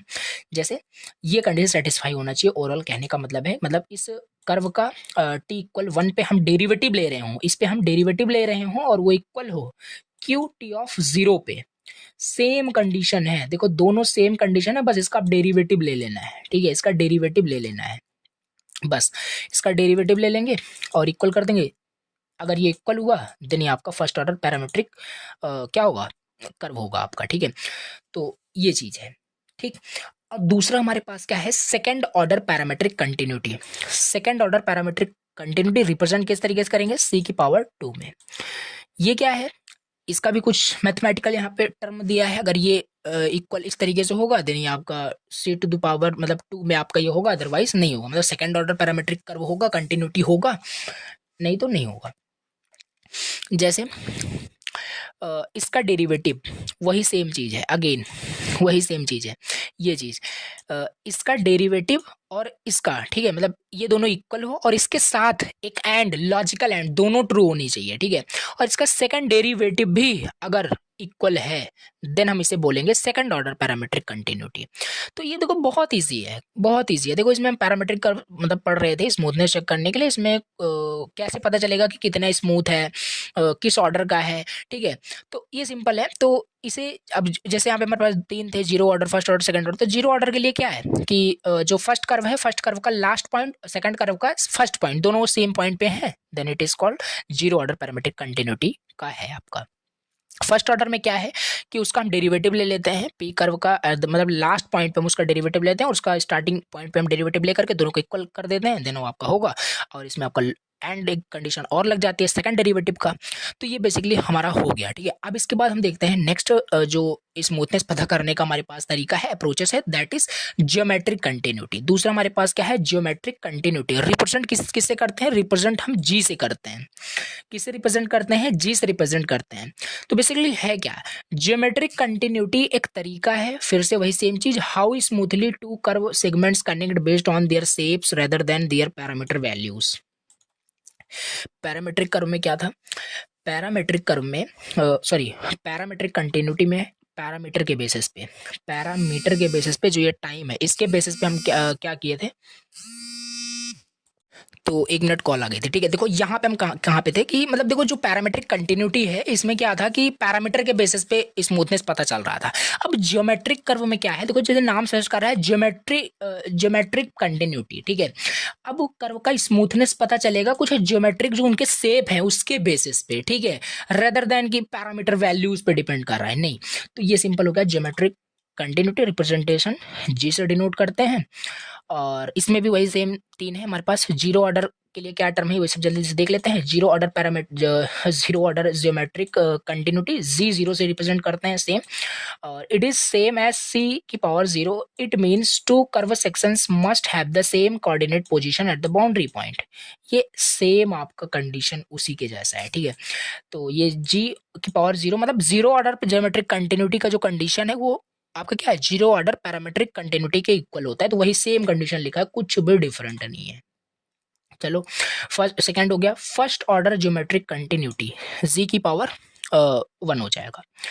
तो इफ पी एंड क्यू, इसमें क्या कंडीशन है देखो, if P and Q are two curve, P and Q दो कर्व हमारे पास है, देन फर्स्ट का डेरिवेटिव एंड सेकंड का मतलब सेकंड कर्व का डेरिवेटिव, जैसे पैरामीट्रिक कंटिन्यूटी में देखा था, must have same direction of tangent. इसका टेंजेंट जो होना चाहिए ना सेम डायरेक्शन में होना चाहिए। मतलब ये देखो जैसे फर्स्ट कर्व जो है, फर्स्ट कर्व का लास्ट पॉइंट सेकंड और सेकंड कर्व का फर्स्ट पॉइंट, ये क्या है, सेम पॉइंट पे कट हो रहे थे, इंटरसेक्ट हो रहे थे। इसका हमने एक टेंजेंट लिया। टेंजेंट लेना ऑलरेडी आपको आता होगा, किसी भी एक डायरेक्शन में हम टेंजेंट लेते हैं। जैसे इस डायरेक्शन में हमने पी टेंजेंट ले लिया, सपोज किया, इसमें क्यू टेंजेंट, दोनों सेम डायरेक्शन में है।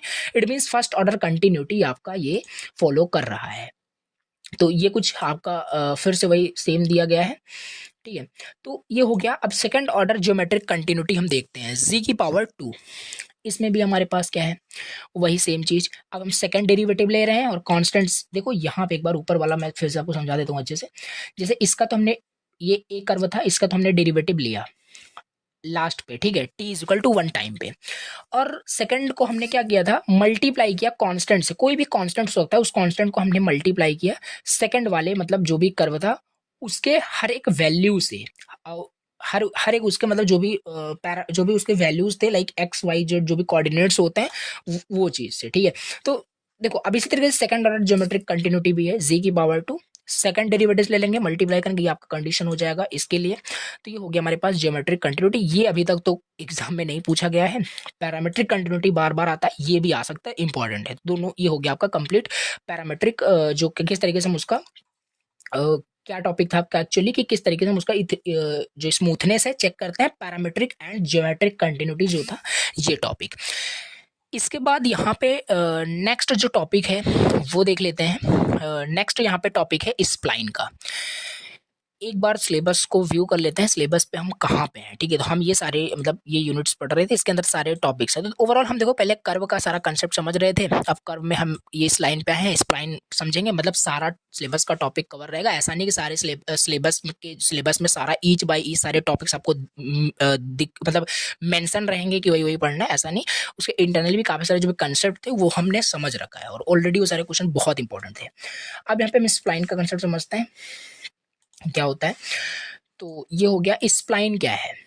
देखो स्प्लाइन क्या है, स्प्लाइन तो spline is a flexible strip which was long ago use for designing the ship.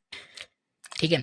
तो स्प्लाइन क्या होता है, एक आपका फ्लेक्स, इसे एक स्ट्रिप समझ सकते हैं, स्ट्रिप समझ सकते हैं, जो कि एक ड्रॉ करने के लिए काफी टाइम पहले, जैसे कि जब शिप डिजाइन होता है, मैं आपको एक यहाँ पे वो दिखा रहा हूँ, ठीक है। इमेज कुछ दिख रहा होगा आपको, एक इमेज दिख रहा होगा स्क्रीन पे।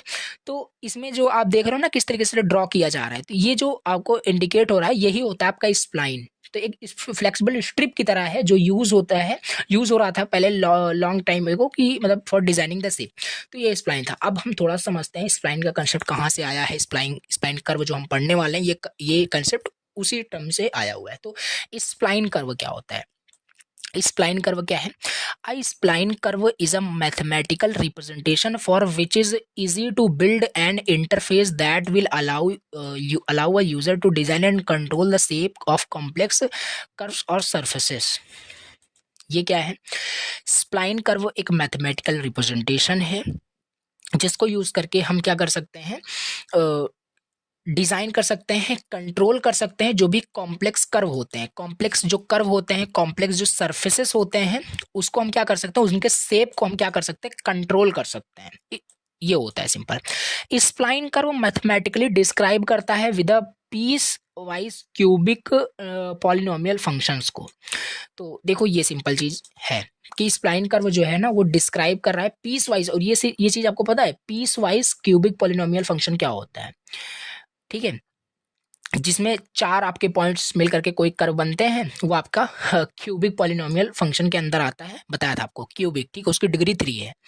तो ये सिंपल चीज है। स्प्लाइन कर्व आपको समझ में आया कि नहीं, कि स्प्लाइन कर्व सिंपल एक मैथमेटिकल रिप्रेजेंटेशन है कर्व का, ये एक टाइप है आपका सिर्फ कर्व का, जिसको यूज करके हम जो भी हमारे पास कॉम्प्लेक्स जो भी कर्व होते हैं ना, उसके शेप को क्या कर सकते हैं, कंट्रोल कर सकते हैं। देखो देखो देखो, अभी मैं आपको बताता हूँ। और इसी से स्प्लाइन कर्व समझ में नहीं आ रहा है ना, देखो मतलब हम क्या करते थे, हमारे पास बहुत सारे ऐसे पॉइंट्स हैं, चलो हमारे पास ये पॉइंट्स हैं, ठीक है। इन पॉइंट्स को जब भी हम कंटिन्यूअस मैनर में बार बार बोल रहा हूँ, चलो मान लो इसी तरीके से हम बना रहे हैं, तो ये एक कर्व है कि नहीं, हाँ बिल्कुल कर्व है।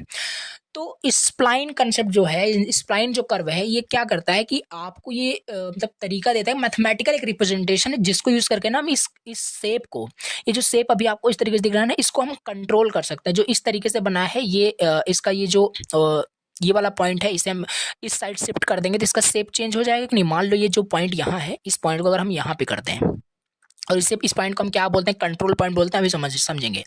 तो ये क्या हो जाएगा, कर्व कुछ आपका इस तरीके से होकर के जाएगा। तो देखो शेप चेंज हुई कि नहीं, ये हट जाएगा तो शेप आपका चेंज हो जाएगा। तो यही सिंपल चीज है। कॉम्प्लेक्स जो कर्व होता है ना, तो कॉम्प्लेक्स कर्व और जो सर्फेसेस होते हैं उसको शेप को चेंज करने के लिए हम स्प्लाइन कर्व कंसेप्ट यूज करते हैं, ठीक। अब इसी में हमने बताया से किस तरीके से हम चेंज करेंगे, ठीक है। शेप कंट्रोल चेंज करने का मतलब कि कंट्रोल करना है, ठीक है। किस तरीके से कंट्रोल करेंगे, और उसी में हमारे पास यूज होता है कंट्रोल पॉइंट्स का। अब कंट्रोल पॉइंट्स क्या है, we specify a spline curve by giving a set of coordinate portion called control points. Control points is nothing but जो आप यूज करते हो एक कर्व को ड्रॉ करने के लिए, जो पॉइंट्स होते हैं उसी को कंट्रोल पॉइंट्स बोला जा रहा है, ठीक है। ये चीज है which indicate the general shape of the curve, ठीक है। जैसे एक सेकेंड, ठीक है, जैसे अभी हम फिलहाल इस कर्व को हम यहाँ पे ड्रॉ कर रहे हैं, तो यहाँ पे एक पॉइंट होगा, सिंपल सी बात है, यहाँ पे एक पॉइंट होगा, यहाँ पे एक पॉइंट होगा, यहाँ पे एक पॉइंट होगा। तो ये पॉइंट्स क्या है, ये पॉइंट्स आपके कंट्रोल पॉइंट्स हैं, ठीक है, सिंपल। अगर इस पॉइंट को हम यहाँ पे डिनोट करने जैसे बताया था, तो इसका शेप इस तरीके से होकर के जाएगा, तो ये शेप चेंज होगा, दैट्स कॉल्ड स्प्लाइन कर्व। तो ये सिंपल चीज है। तो ये सिंपल जो है आपका, तो देखो these control points are the fitted with the piecewise continuous parametric polynomial function in the two ways। दो तरीके से हम क्या कर सकते हैं, स्प्लाइन कर्व को रिप्रेजेंट कर पाएंगे, और ये काफी ज्यादा इंपॉर्टेंट है दोनों के दोनों। पहला हमारे पास है इंटरपोलेट और इंटरपोलेशन स्प्लाइन, दूसरा होता है अप्रोक्सीमेशन और अप्रोक्सीमेट स्प्लाइन। तो पहला क्या होता है, इंटरपोलेट। पहला है इंटरपोलेट और इंटरपोलेशन स्प्लाइन, दूसरा अप्रोक्सीमेशन और अप्रोक्सीमेट स्प्लाइन। ये काफी इंपॉर्टेंट है, पूछा गया क्वेश्चन है। तो यहाँ पे समझते हैं इंटरपोलेशन स्प्लाइन क्या होता है। इंटरपोलेशन स्प्लाइन इज मतलब ये कुछ नहीं है, सिंपल देखो आपको इतना मालूम चला, जो भी कंट्रोल पॉइंट्स थे, जैसे अब ये पॉइंट्स जो मैं बोल रहा था अब ये कंट्रोल पॉइंट्स हो गए, क्योंकि अभी आप स्प्लाइन कर्व देख रहे हो। तो ये सिंपल है, कंट्रोल पॉइंट्स, ये है कंट्रोल पॉइंट्स, ये है कंट्रोल पॉइंट्स, ये है कंट्रोल पॉइंट्स, ठीक है। ओके, देखो हुआ क्या, अब यहाँ से हम इसे कर्व को ड्रॉ करेंगे, तो इस तरीके से कर्व हमारा क्या होगा, ड्रॉ होगा, ये चीज। तो हुआ क्या है, ये जो कर्व हमने ड्रॉ किया ना, ये आपका क्या है, पहली चीज तो ये आपका स्प्लाइन कर्व है। कैसे स्प्लाइन कर्व कैसे है, क्योंकि इसमें कंट्रोल पॉइंट्स आपके ये हैं, ये जो पॉइंट्स हैं ये आपके कंट्रोल पॉइंट्स हैं, ये जो कर्व है आपके कंट्रोल पॉइंट्स है। पहला तो कंट्रोल पॉइंट्स का कंसेप्ट वहां पे आ गया, ठीक है। दूसरी चीज कि ये आपका कितने पॉइंट से मिलकर बना है, ये कितने पॉइंट से मिलकर बना है, ये आपका 5 पॉइंट से मिलकर बना है, यानी कि आपका ये क्या है, एक सेकंड, थोड़ा सा एक मिस्टेक आई थिंक हो गया, ठीक है, एक सेकंड रुको। जैसे यहाँ पे मैंने क्या बोला कि स्प्लाइन कर्व मैथमेटिकली डिस्क्राइब करता है with a precise piece wise cubic polynomial function, यानी 4 पॉइंट से मिल करके हम अगर कोई कर्व बनाते हैं तो वो स्प्लाइन कर्व होता है। 4 पॉइंट से 4 पॉइंट्स को मिला करके जब भी हम कर्व बनाएंगे तभी तो वो क्यूबिक आएगा, क्योंकि उसकी डिग्री n-1 होती है, बताया था आपको। तो वो चीज जैसे 4 पॉइंट्स, एक सेकेंड, ठीक है। तो ये चीज, तो जैसे आपका 1 2 3 4, हाँ ये बोल सकते हैं आपका स्प्लाइन कर्व है, मतलब उसमें 4 पॉइंट्स, मतलब क्यूबिक पॉलिनोमियल फंक्शन होना चाहिए स्प्लाइन कर्व होने के लिए, पहला कंडीशन, ठीक है। तो ये था। तो यहाँ पे क्या है कि ये आपका यहाँ पे आप इसे देख सकते हैं, देखो जैसे यहाँ पे क्या है कि इंटरपोलेशन हम स्प्लाइन देख रहे थे, स्प्लाइन कर्व समझ में आया होगा कि 4 पॉइंट से मिलकर जो भी हम कर्व बनाते हैं वो आपका क्यूबिक पॉलिनोमियल फंक्शन को सेटिस्फाई कर रहा हो, ठीक है। तो अब यहाँ पे हम क्या देख रहे थे कि जो भी हमारे पास ये these control points are fitted with a piecewise continuous parametric polynomial function in 2 ways, interpolate spline, ये देखना था। तो इंटरपोलेशन स्प्लाइन क्या होता है कि मतलब जितने भी कंट्रोल पॉइंट्स हैं, जो भी हमारा कर्व है, उन सारे कंट्रोल पॉइंट्स को पास कर रहा हो, सारे कंट्रोल पॉइंट से हो करके जा रहा हो, उसे ही हम इंटरपोलेशन स्प्लाइन कहते हैं। जैसे हमारे पास 1 2 3 4, ये हमारे पास 4 हमारे पास कोई कर्व है, ठीक है, मतलब 4 कंट्रोल पॉइंट्स है, इसे जब भी हम मिलाएंगे तो सारे कंट्रोल पॉइंट से देखो हो करके जा रहा है ये। तो ऑल्सो ये आपका क्या हुआ, इंटरपोलेशन स्प्लाइन हुआ। बस यही है कि सारे कंट्रोल पॉइंट से वो टच होकर के पास करके जा रहा हो, वही है आपका इंटरपोलेशन स्प्लाइन कर्व, ठीक। तो ये सिंपल चीज हो गया। यहाँ पे वही लिखा है, when polynomial sections are fitted so that the curve passes through all control points, then the resulting curve is said to be interpolate spline, ठीक। तो ये एग्जांपल ले सकते हैं। दूसरा आप अप्रोक्सीमेशन समझ लेते हैं, कुछ नहीं, अप्रोक्सीमेशन जस्ट इसका अपोजिट है। जैसे मान लेते हैं हमारे पास बहुत सारे पॉइंट्स हैं, ठीक है, हमारे पास जैसे मान लेते हैं बहुत सारे पॉइंट्स हैं, ठीक, बहुत सारे पॉइंट्स है। तो हम मान लेते हैं, चलो यहाँ से टच करके जाए, यहाँ से, तो ये अभी आपका एक कर्व है, ठीक है। स्प्लाइन कर्व हो ना हो वो तो हम बाद में देखेंगे, वो बेस होता है किस पे, क्यूबिक पॉलिनोमियल पे। अगर वो क्यूबिक पॉलिनोमियल है, मतलब 4 पॉइंट से मिलकर बना है, देन आपका स्प्लाइन होगा। हम यहाँ पे क्या देख रहे हैं, अप्रोक्सीमेशन स्प्लाइन देख रहे हैं। मतलब यहाँ पे देखो सारे कंट्रोल पॉइंट से होकर के आपका ये कर्व नहीं जा रहा है, सारे कंट्रोल पॉइंट्स को, जो भी ये कंट्रोल पॉइंट्स दिख रहा है ना, सारे कंट्रोल पॉइंट्स को ये पास नहीं कर रहा है, दैट्स वाई ये आपका अप्रोक्सीमेट स्प्लाइन होगा।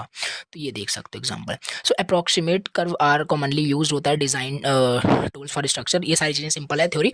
अब यहाँ पे एक चीज as a question, as a formula इसे आपको याद रखना है कि ये चीज क्या है, ठीक है। पी आई आपका क्या है, एक सेकंड, हाँ, पी आई आपका ये कंट्रोल पॉइंट्स है, where i is equal to 1 से एंड तक आपका जाएगा, ठीक है। और अब देखो बेसिकली अब यहाँ पे ये फॉर्मूला आपका बेजियर स्प्लाइन कर्व का दे दिया है, तो इसे अभी हम समझेंगे, ठीक है। ये इसके पहले यहाँ पे राइट कर देगा, बाकी सेम अभी यहाँ पे हम देखने वाले हैं। तो ये चीज अब हमारा स्टार्ट हुआ है। मोस्ट इंपॉर्टेंट क्वेश्चन, पहले मैंने स्टार्ट करने से पहले बताया था ये काफी इंपॉर्टेंट है। बेजियर स्प्लाइन कर्व ये क्या होता है, इस पे बेस हम पहले थ्योरेटिकल कंसेप्ट समझेंगे, फिर न्यूमेरिकल सॉल्व करेंगे, कंसेप्ट क्लियर। तो बेजियर स्प्लाइन कर्व क्या होता है, Bezier curve is another approach for the construction of the curve, एक दूसरा तरीका है कंस्ट्रक्ट करने के लिए क्या कर्व को। It is approximate spline curve. और ये जो बेजियर कर्व होता है ना, ये देखो ये पॉइंट्स याद रखने पड़ेंगे। अब बेजियर कर्व जो होता है ये अप्रोक्सीमेट स्प्लाइन कर्व को फॉलो करता है। अप्रोक्सीमेट स्प्लाइन कर्व का मतलब कि सारे कंट्रोल पॉइंट से होकर के जाए ना जाए कोई मतलब नहीं, ठीक है, मतलब सारे कंट्रोल पॉइंट से होकर के नहीं जाता है, ये होता है आपका अप्रोक्सीमेट स्प्लाइन कर्व। जस्ट ऊपर देखा ये हो गया। दूसरा point, we have 4 control points in the case of cubic Bezier curve. ये मैंने पहले बताया, मतलब कि अगर हमें क्यूबिक बेजियर कर्व हमें क्या करना है, ड्रॉ करना है, तो उसमें हमारे पास कितने यहाँ पे क्यू, थोड़ा सा इसको करेक्ट करना, स्पेलिंग मिस्टेक हो गई, ठीक है। तो यहाँ पे क्या किया गया कि वी हैव 4 कंट्रोल पॉइंट, हमारे पास 4 कंट्रोल पॉइंट्स होते हैं। इन केस ऑफ अगर हमें क्यूबिक बेजियर कर्व को ड्रॉ करना है तो हमारे पास कितने कंट्रोल पॉइंट्स होंगे, 4 होंगे, ठीक है। पहले ही आपको बताया था 4 पॉइंट्स को ड्रॉ करोगे तो क्यूबिक बनेगा, तो 3 पॉइंट्स को यूज करके ड्रॉ करोगे तो क्वाड्रेटिक वहां पे बनता है। तो वो सारी चीजें हमने देखी। तो यहाँ पे वही है, जैसे ये क्या है, P0 P1, ये भी आपका क्या है, एक बेजियर कर्व है। और यहाँ पे भी देखो आपका एक 3 पॉइंट से मिलकर के आपका बनाया जा रहा है, तो ये भी आपका कर्व हो जाएगा, ये भी एक कर्व हो जाएगा। तो अब देखो यहाँ पे कन्वेक्स हल का कंसेप्ट आ गया, ये कन्वेक्स हल क्या है, ठीक है। तो इसे समझ लेते हैं। देखो मैंने क्या बताया, मान लेते हैं 1 2 3 आपके कंट्रोल पॉइंट्स हैं। अब बेजियर कर्व हमें बनाना है इन 3 पॉइंट्स को यूज करके। तो देखो बेसिकली बेजियर कर्व क्या होता है, इसकी प्रॉपर्टीज हमने पहले ही देखी कि ये सभी पॉइंट से तो होकर के, सभी कंट्रोल पॉइंट से होकर के तो नहीं जाएगा, क्योंकि ये अप्रोक्सीमेट वाला है। तो इससे होकर गया, एक सेकेंड सही से बनाते हैं। तो ये 2 पॉइंट से मतलब टच किया, स्टार्टिंग पॉइंट एंड पॉइंट, तो ये सिंपल इसका सेटिस्फाई कर रहा है, ये आपका बेजियर कर्व है।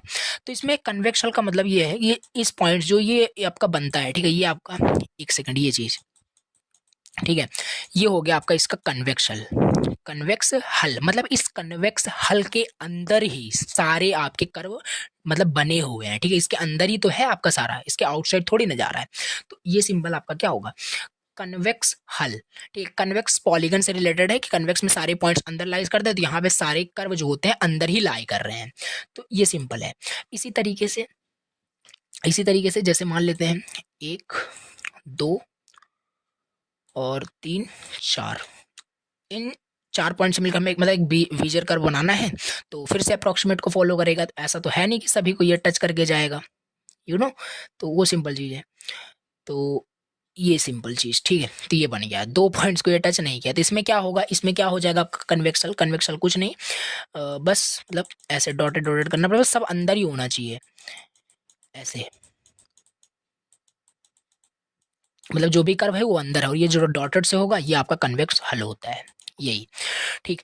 तो अब इसके देखो एग्जाम में बेजियर कर्व क्या होता है एक्सप्लेन करने के लिए विद प्रॉपर्टीज पूछता है। तो प्रॉपर्टीज इसके देख लेते हैं, 6-7 प्रॉपर्टीज हैं। पहला ऑलरेडी आपको बता दिया, वही लिखना है, Bezier curve is a polynomial of degree 1 less than the number of control point. वही कहने का मतलब है कि बेजियर कर्व आपका पॉलिनोमियल ऑफ डिग्री पे डिपेंड करता है, उससे कम जो भी पॉइंट्स होंगे वो आपके, जैसे कंट्रोल पॉइंट्स अगर आपके 4 हैं तो क्यूबिक बनेगा, 3 डिग्री होगा, वही यहाँ पे कह रहा है, ठीक है।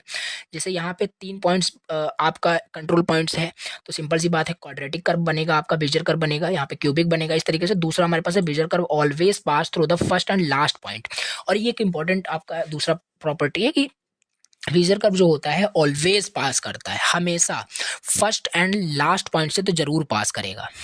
तो ये देखो यहाँ पे ये फर्स्ट एंड लास्ट पॉइंट से पास नहीं कर रहा है, ये फर्स्ट पॉइंट हो गया, ये लास्ट पॉइंट हो गया, इससे तो पास कर ही रहा है, बीच में करे ना करे, ठीक, फर्स्ट एंड लास्ट पॉइंट पे तो कर ही रहा है। ये दूसरा प्रॉपर्टीज हो गया। तीसरा प्रॉपर्टीज ये है, the slope at the beginning of the curve is along the line joining the first two control points and the slope at the end of the curve is along the line joining at the last 2 points. मतलब यहाँ पे वही tangent है, इसका tangent अगर इस पे करते हो इसका टेंजेंट, तो एट द सेम डायरेक्शन में जो ये आपका P1 है इसी आउटवर्ड में है। तो ये आपका हो गया तीसरी प्रॉपर्टीज। फोर्थ प्रॉपर्टीज है Bezier blending function. Bezier blending function और all positive and sum is always 1। अभी न्यूमेरिकल में ये क्लियर करेंगे, ये कुछ आपका ब्लेंडिंग फंक्शन होता है, इंपॉर्टेंट है, याद रखना फॉर द न्यूमेरिकल, ठीक है। BEZ ये डिनोट करता है, मतलब कि बेजियर कर्व को डिनोट कर रहा है। N क्या है अभी आगे देखेंगे, I क्या, सारी चीजें समझेंगे, ठीक है। I आपका 0 to N सारी चीजें। तो ये आपका ब्लेंडिंग फंक्शन का जो सम होता है वो ऑलवेज 1 होता है। Fourth properties, the curve follows the shape, जो कर्व होता है ये फॉलो करता है the shape of the defining polygon. अगर हमें पॉलीगन को डिफाइन करना है देन तब भी हम इस कर्व को यूज कर सकते हैं, बेजियर कर्व को यूज करके पॉलीगन डिफाइन कर सकते हैं। द कर्व लाइज एंटायरली, और यहाँ पे वही चीज फिर से आ गई कि कर्व जो होता है पूरा एंटायरली कहाँ लाई करता है, कन्वेक्स हल के अंदर ही, ठीक है। The convex hull properties of the Bezier curve is ensure that the polynomial smoothly follows the control points. ये है मतलब कन्वेक्स हल प्रॉपर्टीज जो है विजर कर्व की वो इंश्योर कर रहा है कि जो भी आपका कर्व वहाँ पे ड्रॉ हो रहा है कंट्रोल पॉइंट्स को, इसको कितना ज़्यादा स्मूथ है।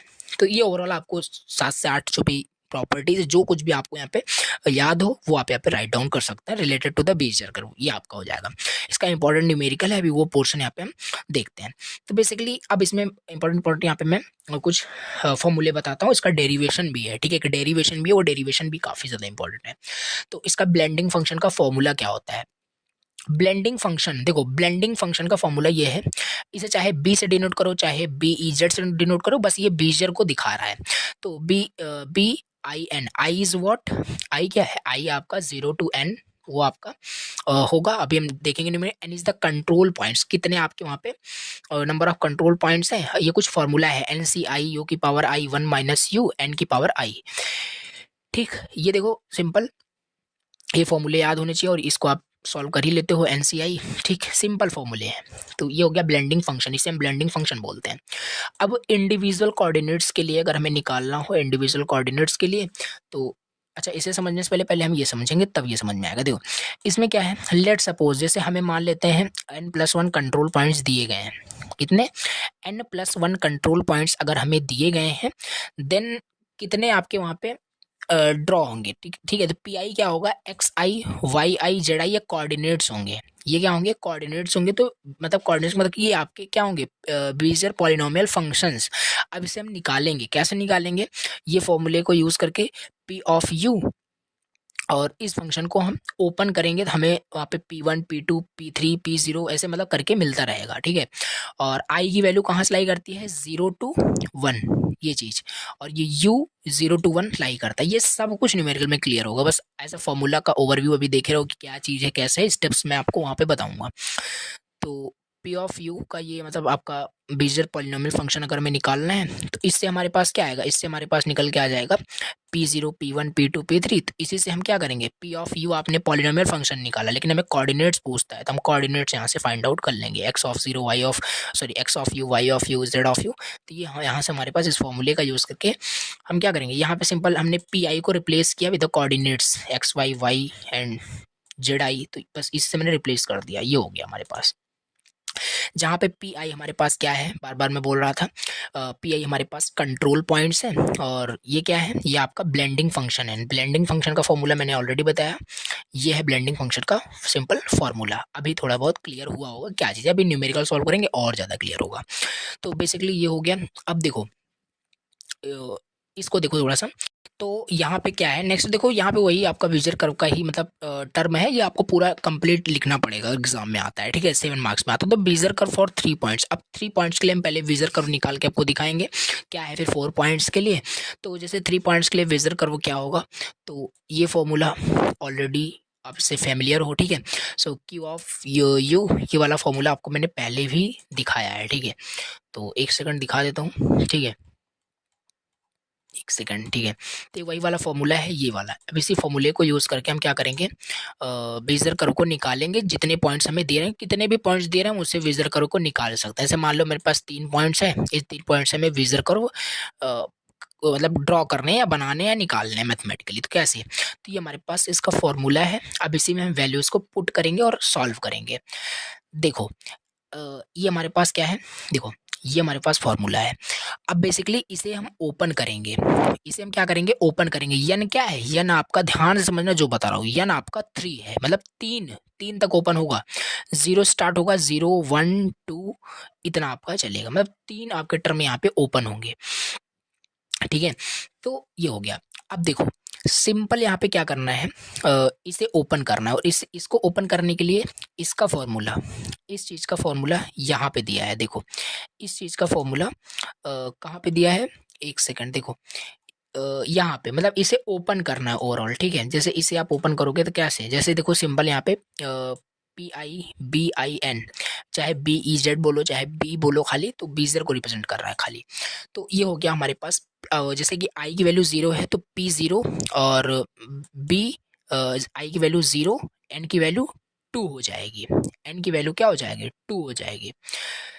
कैसे, देखो सिंपल यहाँ पे पहले ही मैं आपको बताऊँ 3 पॉइंट्स है, तो कितने आपके वहाँ पे उसके डिग्री कितनी होगी, 2 होगी। तो सिंपल यहाँ पे इसी वजह से यहाँ पे 2 आपका चल रहा है। तो मतलब यहाँ पे कहने का मतलब इतना ही है, जैसे कि यहाँ पे 0 टू n जा रहे हो, 0 टू n जा रहे हो, i की वैल्यू 0 टू n तक जाती है, तो 3 है तो 2 तक ही जाएगा आपका। इस वजह से यहाँ पे देखो P2 तक खाली निकाला गया है, 0 1 एंड 2। अभी क्लियर हुआ होगा, देखो आई की वैल्यू 0 से स्टार्ट हो रही है, 2 तक जाएगी। हालांकि 3 पॉइंट्स दिया है तो n-1 ही आपका होता है। इस कंडीशन को देख लीजिए, ठीक। अब यहाँ पे क्या करना है, इसे एक्सपेंड करना है, इसे ओपन कर देना है। तो आई की वैल्यू 0 है, P ऑफ 0, और आई की वैल्यू यहाँ पे देखो, आई की वैल्यू यहाँ पे 0 है, n की वैल्यू 2 है, चलेगा, ठीक है। फिर ये हो गया P1 इसी तरीके से निकलेगा, P2 इस तरीके से निकलेगा, निकल जाएगा, ठीक है। कैलकुलेट करोगे देन। अब इसके बाद बेसिकली अब क्या होगा, इसके बाद ये चीज़ आपको पूरा सॉल्व करना पड़ेगा, इसको इसको इसको इसकी वैल्यू फाइंड आउट करनी पड़ेगी। और इसकी वैल्यू आप फाइंड आउट कर सकते हो, इसकी वैल्यू ब्लेंडिंग फंक्शन से निकलेगा। ब्लेंडिंग फंक्शन ये होता है, ये ऑलरेडी ऊपर मैंने दिखाया।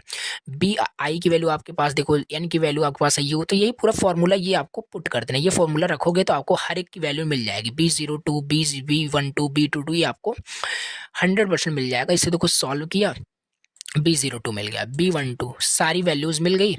लास्ट में क्या किया, ये हमारे पास QU में सारी वैल्यूज लाके, जब हमारे पास B02 निकल गया, B12 निकल गया, B2 ये सारे जो निकल गए, इसे लाके यहाँ पे पुट करेंगे। इसे लाके यहाँ पे जब पुट करेंगे तो हमें Q ऑफ U जो मिलेगा वो ये मिल जाएगा। Q ऑफ U जो मिलेगा ये मिल जाएगा। इसे सॉल्व करना, स्टेप्स बता रहा हूँ आपको। तो ये बेसिकली Q ऑफ U आ गया। नाउ ये तो हमारे पास जनरल चलो निकल गया, लेकिन हमें कोऑर्डिनेट्स निकालने होते हैं, हमें कोऑर्डिनेट्स निकालने होते हैं। देन बीजर कर्व को ऐसे ड्रॉ करना होता है एक्स एंड वाई पे, ठीक है। तो वो सब करेंगे, स्टेप्स देख रहे हैं। तो ये सिंपल चीज़ है। जैसे फिर यहाँ पे क्या क्या होगा, अगर जैसे हमें कोऑर्डिनेट्स निकालना है तो कुछ नहीं करना, जो भी आपका ये पॉइंट्स दिए हैं, कंट्रोल पॉइंट्स जो भी दिए हैं, इसे जस्ट रिप्लेस करना है with the coordinates. Like XU हो जाएगा आपका, P0 की जगह X0, P1 की जगह X1, सेम है आपका, बस वही यहाँ पे रिप्लेस करना है। तो ये कोऑर्डिनेट्स के लिए आपके ये फॉर्मूले आ गए, निकल गए। अब इसी तरीके से बेजर कर्व फॉर 4 पॉइंट्स के लिए भी निकालते हैं। तो सेम देखो, सेम हमारा ये यूज़ होगा, यही सेम फार्मूला। इसे फिर से क्या करोगे, एक्सपेंड करोगे, ओपन कर दोगे। अब ये कितने तक चलेगा, 4 पॉइंट से 3 तक चलेगा, ध्यान देना। तो 0 1 2 3 निकला होगा, यहाँ पे 0 1 2 3 निकला होगा, देखो निकला है। तीनों को निकालना है, फिर पुट करना है। अब क्या करना है, ब्लेंडिंग फंक्शन का यूज़ करके हमें इसकी वैल्यू, इसकी वैल्यू, इसकी वैल्यू और इसकी वैल्यू निकालना है, जो कि इजी है, निकाल सकते हैं। B03 यहाँ पे निकाल रहे हैं, तो कैसे निकलेगा भाई, NCI वाला फॉर्मूला लगेगा, उसी से आप ओपन करके with help of the calculator आप इसे सॉल्व कर सकते हैं। तो ये सारी वैल्यूज हमें मिल जाएगी, ला करके फिर इसमें पुट कर देना है। तो हमारे बेजर कर्व फॉर 4 पॉइंट्स के लिए ये Q ऑफ U का ये स्टैंडर्ड हमारे पास निकल जाएगा। अब हम कोऑर्डिनेट्स के लिए देन अगेन वही रिप्लेस वाला काम फिर से करेंगे, P0 की जगह 0, इस तरीके से वो रिप्लेस करके आपका X एंड Y आ जाएगा, ठीक। ये सिंबल हमने क्या कर लिया, Bezier curve for 3 points, Bezier curve for 4 points हमने देख लिया। अब इसके बाद इसका डेरिवेशन करते हैं। डेरिवेशन इज नथिंग बट यहाँ पे सिंपल ये है कि ये जो आप बता रहे हो, मतलब इसको निकाल रहे हो कि ये चीज़ ये हो जाए। देखो जैसे आप अब यहाँ पे क्या करोगे, आप 4 पॉइंट से 3 पॉइंट से कितने भी पॉइंट्स का अब ले करके, जैसे यहाँ पे हमने पहले ही क्या कर लिया है, हमने पहले ही क्या कर लिया है, जैसे यहाँ पे 3 पॉइंट्स हैं, 3 पॉइंट्स के लिए अगर 3 पॉइंट्स को हम 3 पॉइंट्स का बेजर कर्व अगर हम सॉल्व करते हैं तो कुछ ये आपका इस तरीके से आ जाना चाहिए। अगर इस तरीके से आ जाता है तो हम बता देंगे कि वो आपका डिराइव हो गया। तो यहाँ पे वही है डेरिवेशन में, लेकिन हम 4 पॉइंट्स को लेकर के चल रहे हैं, 1 2 3 4, 4 पॉइंट्स को लेकर के चल रहे हैं इस चीज़ को। यहाँ पे बेजर कर्व फॉर 4 पॉइंट्स, तो हमारा कुछ इस तरीके से आएगा, ये आएगा। अगर ये आ गया तो हम प्रूफ हो गया कि हाँ बिल्कुल आपका डिराइव हो गया, डेरिवेशन मतलब प्रूव्ड हो गया, ठीक है। तो ये सिंपल चीज़ है। 4 पॉइंट्स हमने यहाँ पे लिया, P0 P1 P2 P3, समझते हैं इसे अच्छे से। इसमें करना कुछ नहीं है, जैसे बेजर कर्व में हमने पहले बताया था, फर्स्ट एंड लास्ट एंड से तो वो जरूर हो करके जाएगा, और कहीं से जाए या ना जाए, मतलब अप्रॉक्सीमेशन स्पैन की वजह से। तो यहाँ से ये इस तरीके से ये कर्व गया। अब जहाँ से नहीं गया तो ये कन्वेक्स आपका हल बनेगा, ठीक है। ये कन्वेक्स आपका क्या होगा, कन्वेक्स हल बनेगा। आपको पहले ही बताया कहाँ कहाँ नहीं जा रहा है। तो अब इसमें क्या होगा, आपको एक Q1 पॉइंट लेना है, Q1 पॉइंट लेना है। P1 एंड P2 के बीच आपको Q1 पॉइंट लेना है, और P2 एंड P3 के बीच आपको Q2 लेना है। P1 एंड P0 के बीच में आपको Q0 आपको एक पॉइंट लेना है। पॉइंट लेने के बाद इस तरीके से आपका ये इन पॉइंट्स को ड्रॉ करना है और ध्यान देना। और Q0 Q1 के बीच में C1 पॉइंट लेना है, Q1 Q2 के बीच में एक C2 पॉइंट्स लेना है। मैं काफ़ी रफली काफ़ी मतलब बेसिक वे में बता रहा हूँ कि अब क्यों कैसे ये चीज़ नहीं, आपको समझना है किस तरीके से करना है। तो ये चीज़ हो गया इतना स्टेप।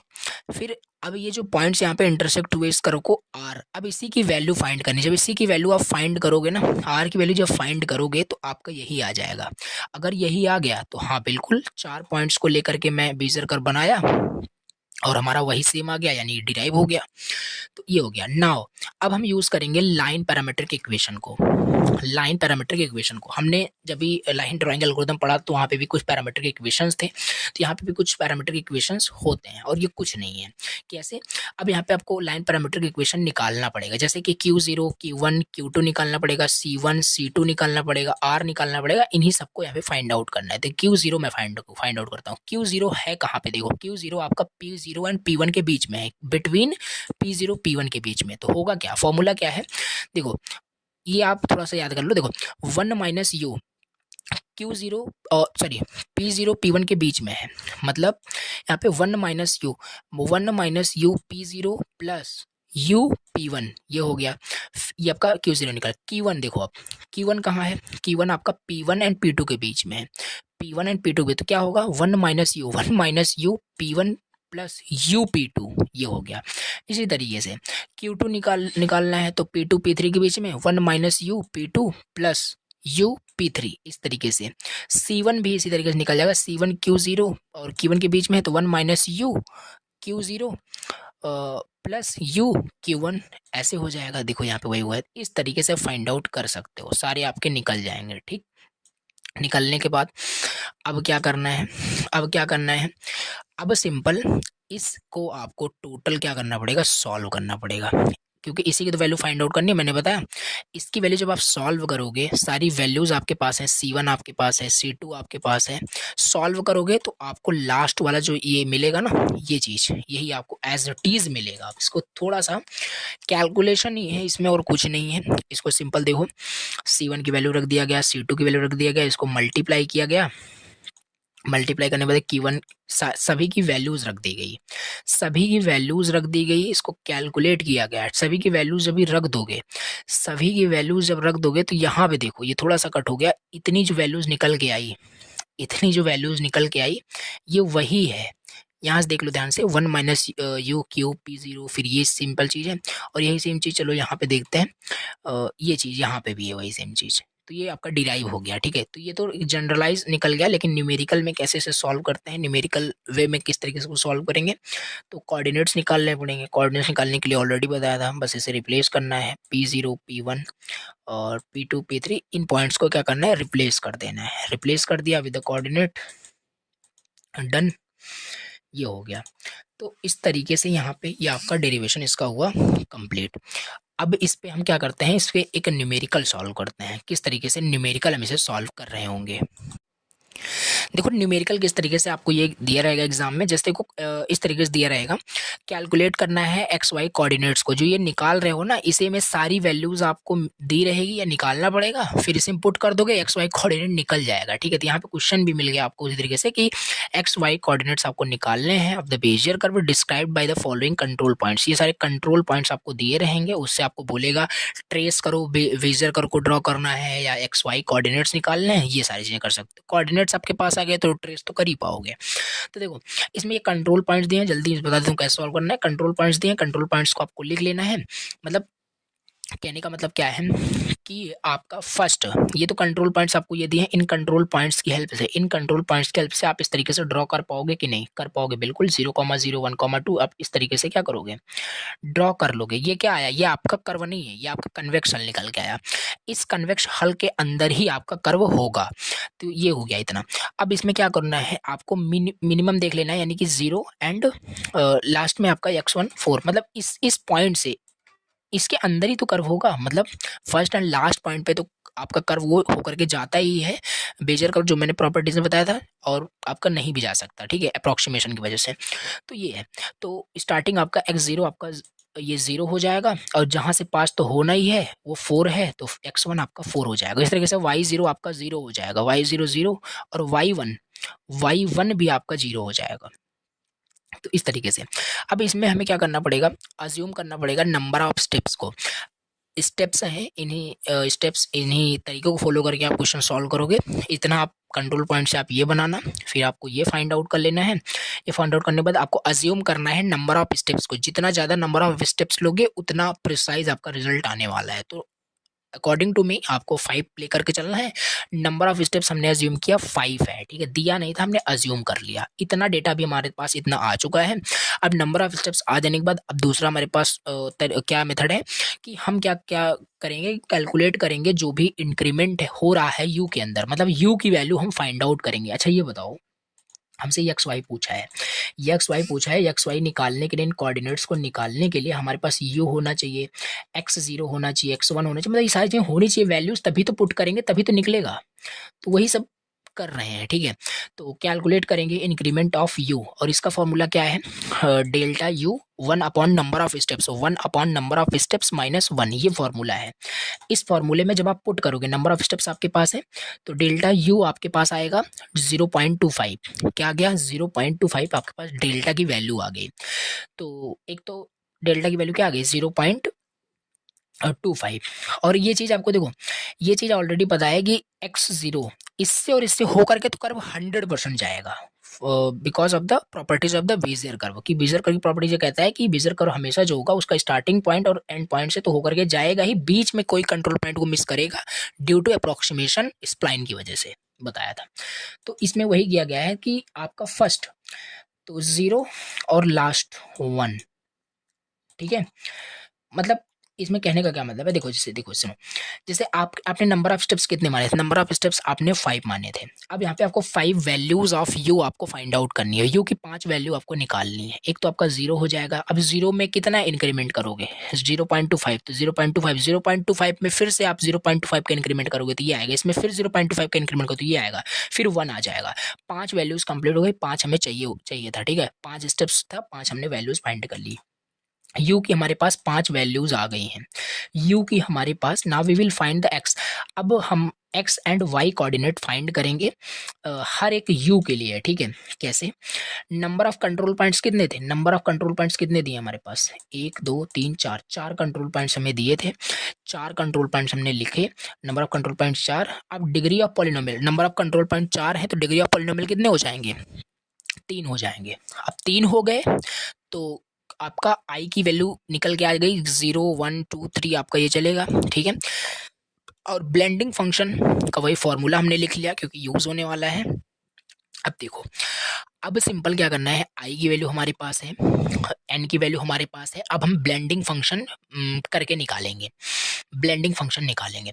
तो ये फॉर्मूला है, आई की वैल्यू पहले हम 0 के लिए, फिर 3, मतलब एन की वैल्यू 3 है, ठीक है। तो वो सिंपल चीज़ करना है, 0 3 यू, ये सिंपल वैल्यूज आपको कैलकुलेट करनी है। तो B03 आ गया, फिर आई की वैल्यू इंक्रीमेंट करोगे तो 1 3 आएगा, 1 3 कैलकुलेट कर लिए, इसलिए तो 2 3 एंड 3 3, 2 3 एंड 3 3 निकालना पड़ेगा, 2 3 एंड 3 3 हमने कैलकुलेट कर लिया। इसके बाद विजर पॉलिनोमियल फंक्शन क्या था, विजर पॉलिनोमियल फंक्शंस क्या था याद होगा, P ऑफ U ये था, ये था। अब इसमें सारी वैल्यूज़ को क्या करना है, यही था ना आपका विजर पॉलिनोमियल फंक्शन। तो इसमें आपने क्या क्या कर लिया, सारी वैल्यूज़ यहाँ पे आपने एज इट इज़ जो भी थी पुट कर दी, ठीक। आपने जो भी वैल्यूज़ थी वो यहाँ पे सिंपल ये देखो पुट कर दी, जो भी आपने ये कैलकुलेट किया उसी वैल्यूज़ को सिंपली पुट करना है और कुछ नहीं। तो ये आपका विजर पॉलिनोमियल फंक्शन निकल के आ गया। अब ये जो भी आपका विजर पॉलिनोमियल फंक्शन निकल के आ गया, अब देखो ध्यान से, मैंने आपको ऑलरेडी बताया था कि जो u होता है, u आपका वो लाई करता है 0 से 1 के बीच में। जो u होता है, u लाई करता है कहाँ, 0 एंड 1 के बीच में। ये आपको बताया था, मैं एक बार फिर से दिखाता हूँ। ये मैं ऑलरेडी सब नोट्स में देखो ये चीज़ u जो है 0 एंड 1 के बीच में लाई करता है, ठीक है। वहीं पहुँचते हैं, यहाँ पे थे। तो ये सिंपल चीज़ है कि the value of u ranges from 0 to 1। अब क्या करना पड़ेगा, देखो सारी चीज़ें यहाँ पे हम निकाल लिए हैं, हमारे पास विजर पॉलिनोमियल फंक्शन आ गया। अब हम P0 P1 P2 P3 ये सारे क्या करेंगे, देखेंगे। देखो जैसे कि यहाँ पे हमारे पास पहला क्या था, यहाँ पे कंट्रोल पॉइंट जो जो दिया है वो आपको नोट कर लेना है। ये कंट्रोल पॉइंट्स दिए हैं, इन चारों कंट्रोल पॉइंट्स को आपको यहाँ पे लिखना है। चारों कंट्रोल पॉइंट्स को हमने क्या किया, यहाँ पे राइट डाउन कर लिया। ये हो जाएगा आपका x0 y0 x1 y1 x2 y2 x3 y3। अब इसे x एंड y कोऑर्डिनेट्स के लिए हम क्या करेंगे, फाइंड आउट करेंगे। x एंड y कोऑर्डिनेट ये था, अब इससे हम x एंड y का कोऑर्डिनेट निकाल सकते हैं कि नहीं। x0 x1 x2 x3 replace करना है जस्ट हमें, सिंपल ये चीज़। अब हमारे पास x एंड y की ये कोऑर्डिनेट्स आ गए, यही हमसे पूछा था। अब इसमें हमें सारी वैल्यूज़ रखनी है और सॉल्व करना है, सॉल्व करना है। कैलकुलेट करिए कोऑर्डिनेट्स को। अब कोऑर्डिनेट्स को हम कैलकुलेट करेंगे तभी तो पुट करेंगे, तभी तो पुट करना है। जैसे देखो एक्स ऑफ ज़ीरो, अगर देखो ये तो करने की ज़रूरत ही नहीं है, ये करने की ज़रूरत नहीं है। पहला मतलब 0 0 पे करने की ज़रूरत नहीं है, और 4 0 पे करने मतलब 4 पे करने की जरूरत नहीं, क्योंकि फर्स्ट एंड लास्ट पे तो जाएगा ही, बाकी फिर से भी कैलकुलेट कर लेते हैं। जैसे एक्स ऑफ 0 की वैल्यू 0 ही आ रही है, वाई की वैल्यू 0, ये तो 0 आना ही है। इसे सॉल्व करोगे तब भी आपको वही मिलेगा। अब इसमें कर क्या रहे हैं मैं आपको पहले बता दूं, इसमें कर क्या रहे हैं, नहीं तो आप कंफ्यूज हो जाओ। देखो ये जो आपको वैल्यूज दी गई हैं, ये जो आपको कोऑर्डिनेट्स मिले, अब यू की जगह एक तो आपको क्या करना है, यू की जगह आपको 0 रखना है, 0 रखना है, ठीक है। तो इसकी जगह 0 रखना है, फिर 0.25 रखना है। मतलब जो भी आपने यू की वैल्यू फाइंड की थी ना, ये देखो कहाँ गया, यू की जो वैल्यू फाइंड की थी, इन्हीं की वैल्यू वहाँ पे पुट करनी है, इसी वजह से निकाला था। यू की वैल्यू 0 रखनी है, फिर 0.25, मतलब 5 वैल्यूज रखनी है जो भी निकाला था आपने। तो 0 रखा पहले हमने, इसकी वैल्यू 0 रखोगे, इसकी वैल्यू 0 रखोगे, x0 आपके पास है, x1 आपके पास है, कहाँ है, ऊपर देखो। ये सारे वैल्यूज पुट करोगे, कैलकुलेट करोगे, x ऑफ 0 0 आ जाएगा। इस तरीके से y ऑफ 0 फाइंड करोगे, 0 आएगा। और ये आना ही था, क्योंकि ये तो प्रॉपर्टीज से हम समझ सकते हैं ना।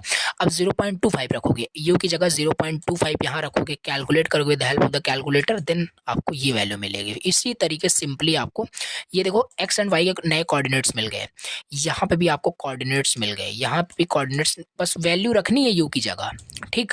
उसे यहाँ पे सॉल्व करना है, उसे यहाँ पे सॉल्व करना, इस तरीके से आपका आ जाएगा। तो अगर आप देखोगे फर्स्ट वाला 0,0 लास्ट वाला आपका चेंज नहीं हुआ, क्योंकि ये तो जाना यहाँ पे हो करके ही इसको कर को जाना ही था, ठीक है। ये देखो ये चेंज नहीं हुआ, 0,0 और ये 4, मतलब ये चीज़ आपका। तो बेसिकली ये कहने का मतलब है, ठीक है। तो इस तरह के सारे आपको कोऑर्डिनेट्स को निकाल लेने हैं, सारे कोऑर्डिनेट्स को निकाल लेने हैं। कोऑर्डिनेट्स आपके पास इस तरीके से आ जाएंगे। अब इस कोऑर्डिनेट्स का यूज़ करके आप कर्व ड्रॉ नहीं कर सकते, बिल्कुल कर सकते हो, काहे नहीं कर सकते। अब यहाँ पे सिंपल इसे आप ड्रॉ करोगे तो देखो जो वहाँ पे कन्वेक्स हल था ऐसे, ठीक है, उसके अंदर ये कर्व बन के आएगा, यही है आपका बेजियर कर्व, ठीक है। एक बार इसे मैं और बताऊंगा, जैसे यहाँ पे मैं क्वेश्चन 2 3 दिया हूँ, आप प्रैक्टिस करें। एक बार इसे और रिपीट करते हैं, क्योंकि इंपॉर्टेंट बहुत ज़्यादा है ये, 7 मार्क्स में डायरेक्टली आपको ये मिलेगा एग्जाम में। दिया क्या था, आपको एक्स वाई कोऑर्डिनेट्स दिए थे, बेजियर कर्व आपको ड्रॉ करना था या कोऑर्डिनेट्स फाइंड करने थे, ठीक। ये कंट्रोल पॉइंट्स हर बार आपको ऐसे ही क्वेश्चन रहेगा, दिया रहेगा ये। इस कंट्रोल पॉइंट से आपको एक ग्राफ प्लॉट कर लेना है इस तरीके से, ठीक है। अब हमें क्या करना है, आपको एक प्रॉपर्टी पता है कि जो बेजियर कर्व होता है वो स्टार्टिंग मतलब स्टार्ट पॉइंट, उसका एंड पॉइंट जो होता है वो सेम ही होता है, उससे होकर के तो जाएगा ही, ठीक है। और कंट्रोल पॉइंट से जाए ना जाए, अप्रोक्सीमेट स्प्लाइन है तो नहीं जाएगा, लेकिन फर्स्ट मतलब स्टार्टिंग पॉइंट और एंडिंग पॉइंट से तो होकर के जाएगा ही। तो यहाँ पे वही मैंने कर लिया, एक्स ऑफ 0 फाइंड कर लिया, एक्स ऑफ 0 फाइंड किया, आपका क्या आया, 0 आया। एक्स ऑफ 1 हमने फाइंड किया, जहां से होकर के जाएगा, जहां से होकर के जाएगा, मतलब एक्स ऑफ 1 4 कर लिया। इस तरीके से वाई ऑफ 0 आपका 0, वाई ऑफ 1 भी आपका 0 है। नंबर ऑफ स्टेप्स अज्यूम करना, अज्यूम करने के बाद इंक्रीमेंट ऑफ यू कैलकुलेट करना पड़ेगा। यू की 5 वैल्यूज निकल के आएंगी because of number of steps 5। You की डिफरेंट डिफरेंट यहाँ पे वैल्यूज आ जाएंगी। अब जैसे डिफरेंट डिफरेंट यू की वैल्यूज आने के बाद नंबर ऑफ कंट्रोल पॉइंट्स कितने दिए हैं, नंबर ऑफ कंट्रोल पॉइंट्स हमारे पास 4 दिए हैं, नंबर ऑफ कंट्रोल पॉइंट्स 4 दिए हैं उसमें। तो डिग्री हमारे पास 3 हो गया, डिग्री 3 हो गया, तो आई की वैल्यू 0 1 2 3 तक जाएगा। ब्लेंडिंग फंक्शन से हम सारे वैल्यूज फाइंड कर लिए, B03 B इतने जो करके, ठीक है, आई और एन का कॉम्बिनेशन लेकर सारे ब्लेंडिंग फंक्शन निकाल ले, और बीजर पॉलिनोमियल फंक्शन हमें पता है ऑलरेडी ये चीज़ है। इसमें वही सारी वैल्यूज़ हमने क्या किया, पुट कर दिया, और P0 और ये सारे कोऑर्डिनेट्स तो हमें दिए थे, इससे हमने x0 x1 y1 ये जो भी था ये सारे कोऑर्डिनेट्स निकाल लिए, और ये जनरल फॉर्मूला हमें पता ही है, इससे हम कैसे रिप्लेस करके निकाले ऑलरेडी बताया। तो इसी में हम के कोऑर्डिनेट्स को अब कैलकुलेट करेंगे, ये सारे वैल्यूज़ यू तो आपने 5 कैलकुलेट किया, और x0 ये सारी चीज़ें दी गई हैं, इसी से कैलकुलेट करना है, नए कोऑर्डिनेट्स निकालना है, उस कोऑर्डिनेट्स को प्लॉट कर देना है, ये हो जाएगा हमारे पास। आपसे XY कोऑर्डिनेट्स पूछा था, तो ये सारे कोऑर्डिनेट्स आपने निकाल ही लिए और साथ ही साथ आपने ड्रॉ भी कर दिया, जबकि ड्रॉ करने के लिए नहीं बोला था। और क्वेश्चन ऐसे भी मिल सकते हैं, कंस्ट्रक्ट करिए बेजियर कर्व को ऐसे, trace out the Bezier curve, देखो कंट्रोल पॉइंट्स दिए हैं, ये बस वैसे ही करना है, सिंपल। तो ये हो गया आपका most important topic Bezier curve complete. अब इसके बाद हम देखते हैं बी स्प्लाइन कर्व क्या होता है। देखो थोड़ा सा फास्टवर्ड चलते हैं, सेम चीज़ है। तो बी स्प्लाइन कर्व क्या होता है, सेम है। देखो बी स्प्लाइन कर्व क्या होता है, कुछ आपका बेजियर कर्व जब आपके पास था तो स्प्लाइन कर्व क्यों आ गया, बी स्प्लाइन कर्व क्यों आ गया, तो कुछ डिसएडवांटेज थे उसमें, कुछ लिमिटेशंस थी, उन लिमिटेशंस को समझते हुए हम बी स्प्लाइन को कवर कर लेंगे। So we have some limitations in the Bezier curve. Like limitations क्या थे बेजियर कर्व के अंदर, अगर हम देखें तो बेजियर कर्व के अंदर लिमिटेशन ये था कि Bezier curve produced by blending function, blending function से वो आपका प्रोड्यूस होता था, जो कि limited the number of control point decide the degree of polynomial. मतलब लिमिटेड नंबर ऑफ वहाँ पे कंट्रोल पॉइंट्स थे, ठीक है, जो कि डिसाइड कर रहे थे डिग्री ऑफ पॉलिनोमियल्स को। जैसे 4 कंट्रोल पॉइंट्स का सिंपल मतलब है कि आपका 3 डिग्री पॉलिनोमियल होगा या वाइस वर्सा, ये सारी चीज़ें आपको पता है। दूसरा, the value of blending function is non zero for all parameter, due to this change one vertex change then entire curve change हो जाएगा, ये देखा था मैंने, ठीक है, आपको बताया था। तो यहाँ पे हमने क्या देखा था कि जो वैल्यू होती है ब्लेंडिंग फंक्शन की वो नॉन जीरो होती है फॉर ऑल द पैरामीटर। मतलब जैसे देखो, जैसे ये आपका क्या है, ये बेजियर कर्व है, सिंपल बेजियर कर्व है। यहाँ से अगर यहाँ पे हम बात करें, एक पॉइंट्स को P3 है, अगर इस पॉइंट्स को हम यहाँ पे कर दें तो ये इस साइड से होकर के जाएगा, ठीक है। देखो इसका पूरा इफेक्ट जो हो रहा है ना, ग्लोबली इफेक्ट हो रहा है, इसे हम ग्लोबल इफेक्ट हो रहा है, पूरा एंटायर कर्व चेंज हो गया, देखो इस तरीके से होकर के जा रहा है, तो कर्व पूरा आपका इसका एंटायर शेप चेंज हो गया। सो दिस इज कॉल्ड, मतलब कि यही आपका क्या है, इसकी लिमिटेशंस थी, ये भी आपका कि ब्लेंडिंग फंक्शन आपका नॉन जीरो था। अभी इसी चीज को ये क्या करता है, हैंडल करेगा बी स्प्लाइन कर्व। अभी हम देखेंगे इसके क्या चीज़ है आपका बी स्प्लाइन। एक्चुअली यहाँ पे समझ लें कि इसमें क्या होगा कि इसमें लोकली इफेक्ट होगा। यहाँ पे ऐसा नहीं है कि अगर पॉइंट को आप चेंज कर दो तो आपका शेप पूरा चेंज होगा, पूरा शेप नहीं चेंज होगा। यहाँ पे देखोगे तो इस पॉइंट्स को यहाँ पे कर देने की वजह से यहाँ से तो ये पूरा शेप ऐसा कुछ हो गया, जबकि ये ऐसा नहीं होना चाहिए था। इसमें क्या होगा, पॉइंट्स को यहाँ कर दोगे, हालांकि ऐसे हो करके तो जाएगा ऐसे, बट पूरा शेप नहीं चेंज होगा, ऐसे हो जाएगा, इसे मिल जाएगा आकर के, तो ऐसे मतलब लोकल इफेक्ट हो रहा है, पूरा शेप नहीं चेंज हो रहा है, change in one section only, एक सेक्शन में खाली चेंज हो रहा है बस। ये आपके कुछ लिमिटेशंस थे जो हैंडल कर रहा है आपका बी स्प्लाइन, ठीक है। सो ओवरऑल अगर हम देखें तो जो बी स्प्लाइन कर्व है वो एक सोल्यूशन है limitations of the Bezier curve का, बस।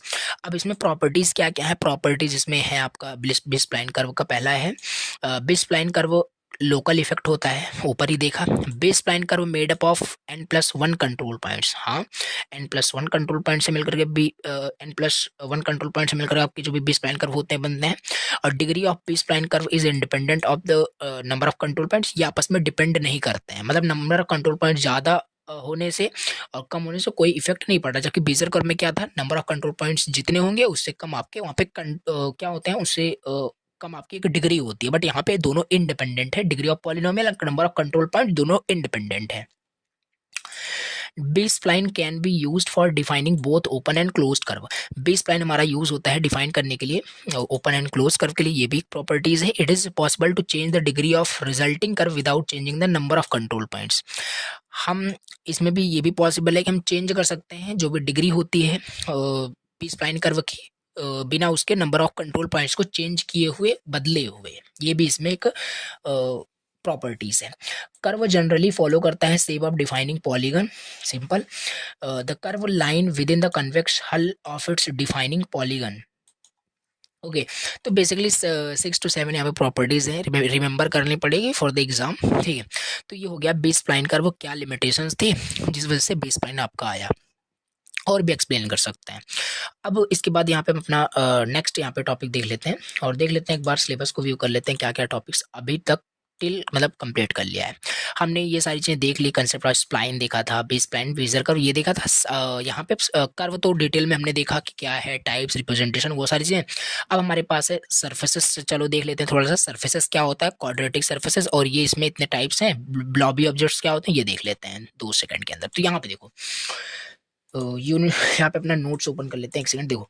तो एक क्वेश्चन यहाँ पे देखेंगे और इस क्वेश्चन में आपका वो सारा पूरा जो टॉपिक दिया है ना इंडिविजुअल सिलेबस में सब कंप्लीट हो जाएगा और हर बार यही क्वेश्चन पूछा जाता है। 3-4 स्टार यहाँ पे मैंने मार्क्स किए हुए हैं, इंपॉर्टेंट क्वेश्चन है, ठीक है। ऐसे क्वेश्चन पूछता है, एक्सप्लेन करो various types of quadratic surfaces with their equation and blobby objects. अब सब आ गया यहाँ पे आपका। यहाँ पे अभी ये क्वेश्चन जैसे ही आपको आएगा तो आपको यहाँ पे सब लिखना पड़ेगा, क्वाड्रेटिक सर्फेसेस, स्फीयर, ये सारे उसी के टाइप्स होते हैं, उसी के अंदर अभी हम देखने वाले हैं। तो क्वाड्रेटिक सर्फेसेस क्या होते हैं? Quadratic surfaces are 3D shape. Quadratic surfaces आपके 3D शेप्स होते हैं दैट आर डिस्क्राइब्ड बाय एक इक्वेशन के जरिए में से डिस्क्राइब कर सकते हैं the term of x y z, because 3D shape होता है तो 3 इसके आपके एक्सेस होते हैं। These surface are important in the geometric computer graphics। ये सब थ्योरी है, थ्योरेटिकल सारा कंसेप्ट की describe common shapes like sphere, जो भी कॉम्प्लेक्स शेप्स होते हैं, कॉमन शेप्स होते हैं लाइक स्फीयर, इलिप्सॉइड्स एंड पैराबोलॉइड्स, ये सारे हम क्वाड्रेटिक सरफेस की हेल्प से क्या कर सकते हैं, उससे हम ड्रॉ कर सकते हैं, दिखा सकते हैं, डिस्क्राइब कर सकते हैं। तो जनरल इक्वेशन जो है आपका, जनरल इक्वेशन जो क्वाड्रेटिक सरफेस के लिए है वो आपको ये याद रखनी है, ax² + by² + cz² + dxy exz fyz gx hy iz + j = 0। इतना बड़ा ही आपका जनरल इक्वेशन होता है क्वाड्रेटिक सरफेस के लिए, जहाँ पे a b c d जो भी ये करके दिया हुआ है ये आपके कॉन्स्टेंट्स हैं, ओके। और x y z आपके क्या है, कोऑर्डिनेट्स हैं for the points on the surface. ये हो गया हमारे पास क्वाड्रेटिक सरफेस, को समझ में आया होगा, ठीक है। अब यहाँ पे कितने टाइप्स के आपके क्वाड्रेटिक सरफेसेस होते हैं ये देख लेते हैं। पहला हमारे पास स्फीयर होता है और दूसरा इलिप्सॉइड्स होता है, टोरस होता है, ये सारी चीजें देखना है। तो स्फीयर क्या होता है, a special case of an ellipsoid where, देखो हाँ, इसे स्फीयर को समझने के लिए हम पहले इलिप्सॉइड समझ लेते हैं, समझ में आएगा, देखो देखने वाले हैं, ठीक है। पहले हम इलिप्सॉइड देख लेते हैं। ये स्लाइड क्या होता है, इलिप्सॉइड क्या होता है, a closed Oval shaped. Ellipsoid मतलब कि एक क्लोज्ड स्ट्रक्चर तो रहेगा बट ओवल शेप का होगा surface, 3D version of N ellipse. Ellipsis का 3D वर्जन अगर आप देखें तो वो इलिप्सॉइड ही होता है, मतलब क्लोज्ड ओवल शेप का होता है आपका इलिप्सॉइड। ये इक्वेशन इसकी दी गई है, ठीक। x² / a² + y² / b² + z² / c² = 1, जहाँ a b c क्या है आपके पॉजिटिव रियल नंबर्स हैं। So an ellipsoid surfaces is the extension of a spherical surfaces. There are 3 mutually perpendicular radius that have different value as shows below. तो ये आपस में perpendicular होते हैं, ठीक है। तो यहाँ पे देख सकते हो x y एंड z, तो ये क्या है आपका इलिप्सॉइड है, सिंपल। ये आपस में क्या है, म्यूचुअली आपस में ये परपेंडिकुलर रेडियस पे हैं, तो सो दे हैव डिफरेंट वैल्यूज। जैसे यहाँ पे आप देख सकते हैं अलग अलग इनमें वैल्यूज होती हैं, RX होती हैं, RY होती हैं, RZ होती हैं। तो ये हो गया आपका इलिप्सॉइड। और इस अगर इसमें हम बात करें in the ellipsoid Cartesian product system, the ellipsoid centred at the origin can be defined as, इस तरीके से कुछ नहीं है। जहाँ पे हमने a² + b² + c² वो लिया था, वो यहाँ पे ये वैल्यूज हैं आपकी, वो यहाँ पे डिनोट कर दिया। इसका जो सम होता है वो इक्वल 1 होता है। और x = क्या होगा, x = ये याद करना पड़ेगा आपको, rx cos θ1 cos θ2 हो जाएगा, और y की वैल्यू ry sin θ1 cos θ2 हो जाएगा। और ये हर क्वाड्रेटिक सर्फेसेस में आपके सेम होने वाले हैं। और ये θ1 θ2 की वैल्यू कहाँ से कहाँ लाई करेगी, ये है। तो इलिप्सॉइड आपको कुछ समझ में आया होगा कि क्लोज्ड ओवल शेप टाइप का होता है इक्वेशन, ये आपको रिमेंबर करनी पड़ेगी। अभी यहाँ पे स्फीयर देख लेते हैं। ये भी आपका ये एक स्पेशल केस होता है किसका, इलिप्सॉइड का, जब a b c तीनों की वैल्यू इक्वल हो जाती है, तीनों की वैल्यू इक्वल हो जाती है। तो स्फीयर विथ, और ये परफेक्टली राउंड होता है, ओवल शेप का नहीं, परफेक्टली राउंड होता है। Sphere with r radius is defined the set of points x y z that satisfy करता है इस इक्वेशन को। यहाँ देखो a b c स्क्वायर नहीं, क्योंकि तीनों की वैल्यू इक्वल है, तो वो आपका ये इक्वेशन बन जाएगी। तो जहाँ x की वैल्यू जो हमने प्रीवियस में देखा वही सेम चीज़ है, ठीक। तो ये हो जाएगा आपका कुछ क्या स्फीयर का हो जाएगा। इसके बाद यहाँ पे हम देख लेते हैं टोरस का क्या होता है। देखो टोरस क्या होता है, टोरस भी आपका एक 3D शेप होता है that looks like a dot net और रिंग, एक रिंग शेप का एक होता है आपका टोरस, ठीक है। It is formed by rotating, जब भी हम एक सर्कल को रोटेट करते हैं around an axis that lies in the same plane but does not interact with this does not interact the circle, that's called the torus। जैसे यहाँ पे आप देख सकते हैं इस एग्जांपल में, ठीक है। यहाँ पे सर्कल को बस क्या किया गया, रोटेट कर दिया गया बस एक एक्सिस एक्सिस के अबाउट, सिंपल किसी प्लेन में, तो वही हो जाता है आपका एक टोरस लाइक अ शेप, मतलब एक 3D शेप आपसे बोल सकते हैं that looks like a ring, आप समझें, ठीक है। इसका भी कुछ इक्वेशंस है in Cartesian coordinates equation for points over the surface of a torus is given as, ठीक है। तो ये कुछ इसका भी कुछ जनरल इक्वेशंस हमारे पास दिए हैं फॉर्मूले। इसमें पैरामीट्रिक अगर रिप्रेजेंटेशन में देखें तो एक्स का वही सेम चीज हो जाएगा, ठीक है। यहाँ पे x is equal to r x r plus cos five then cos theta, ठीक है। तो ये भी आप जनरल इक्वेशन इसे एग्जाम में राइट कर सकते हैं। तो ओवरऑल अगर इसे इन डिटेल समझे ना कि ये क्वाड्रेटिक सरफेस में ये सब कैसे आ रहा है, तो काफ़ी ज़्यादा लेंदी हो जाएगा लेक्चर, और वन शॉट में पॉसिबल नहीं है। और प्लस चीज़ और कि एग्जाम में क्वेश्चन जैसे भी पूछा गया, मैंने आपको बताया कि डायरेक्टली ऐसे ही क्वेश्चन पूछता है और 100% ऐसे क्वेश्चन पूछा गया है बार बार। तो इसमें इस तरीके से आपको डिफाइन करना है, इसका टाइप्स बताने हैं, कुछ फॉर्मूलेज लिख देने हैं, तो ये इस तरीके से आपका पर्टिकुलर क्वेश्चन हो जाएगा कंप्लीट। और इसी में आपसे एक एडिशनली पूछता है ब्लॉबी ऑब्जेक्ट्स के बारे में। क्या होता है ब्लॉबी ऑब्जेक्ट? देखो ब्लॉबी ऑब्जेक्ट्स क्या होते हैं, पहले तो ब्लॉबी का मतलब समझ लो। ऑब्जेक्ट से आराम से आप फ्लैप फैमिलियर हो, आपको सारी चीज पता है कि ऑब्जेक्ट्स क्या होते हैं। सो एक सेकंड, ब्लॉबी का मतलब क्या होता है? Blobby is nothing but means a softness और अ शेपलेस मास, ठीक है। सॉफ्ट से रिलेटेड कुछ आपका ये है सब, मतलब वर्ड है ब्लॉब, ठीक है। तो blobby objects are 3D shape that look like a soft organic blobs. A blob is a soft rounded object that does not have a fixed shape similar to water droplets. Say water droplets हो गए, clouds हो गए, they does not have any fixed shape, okay.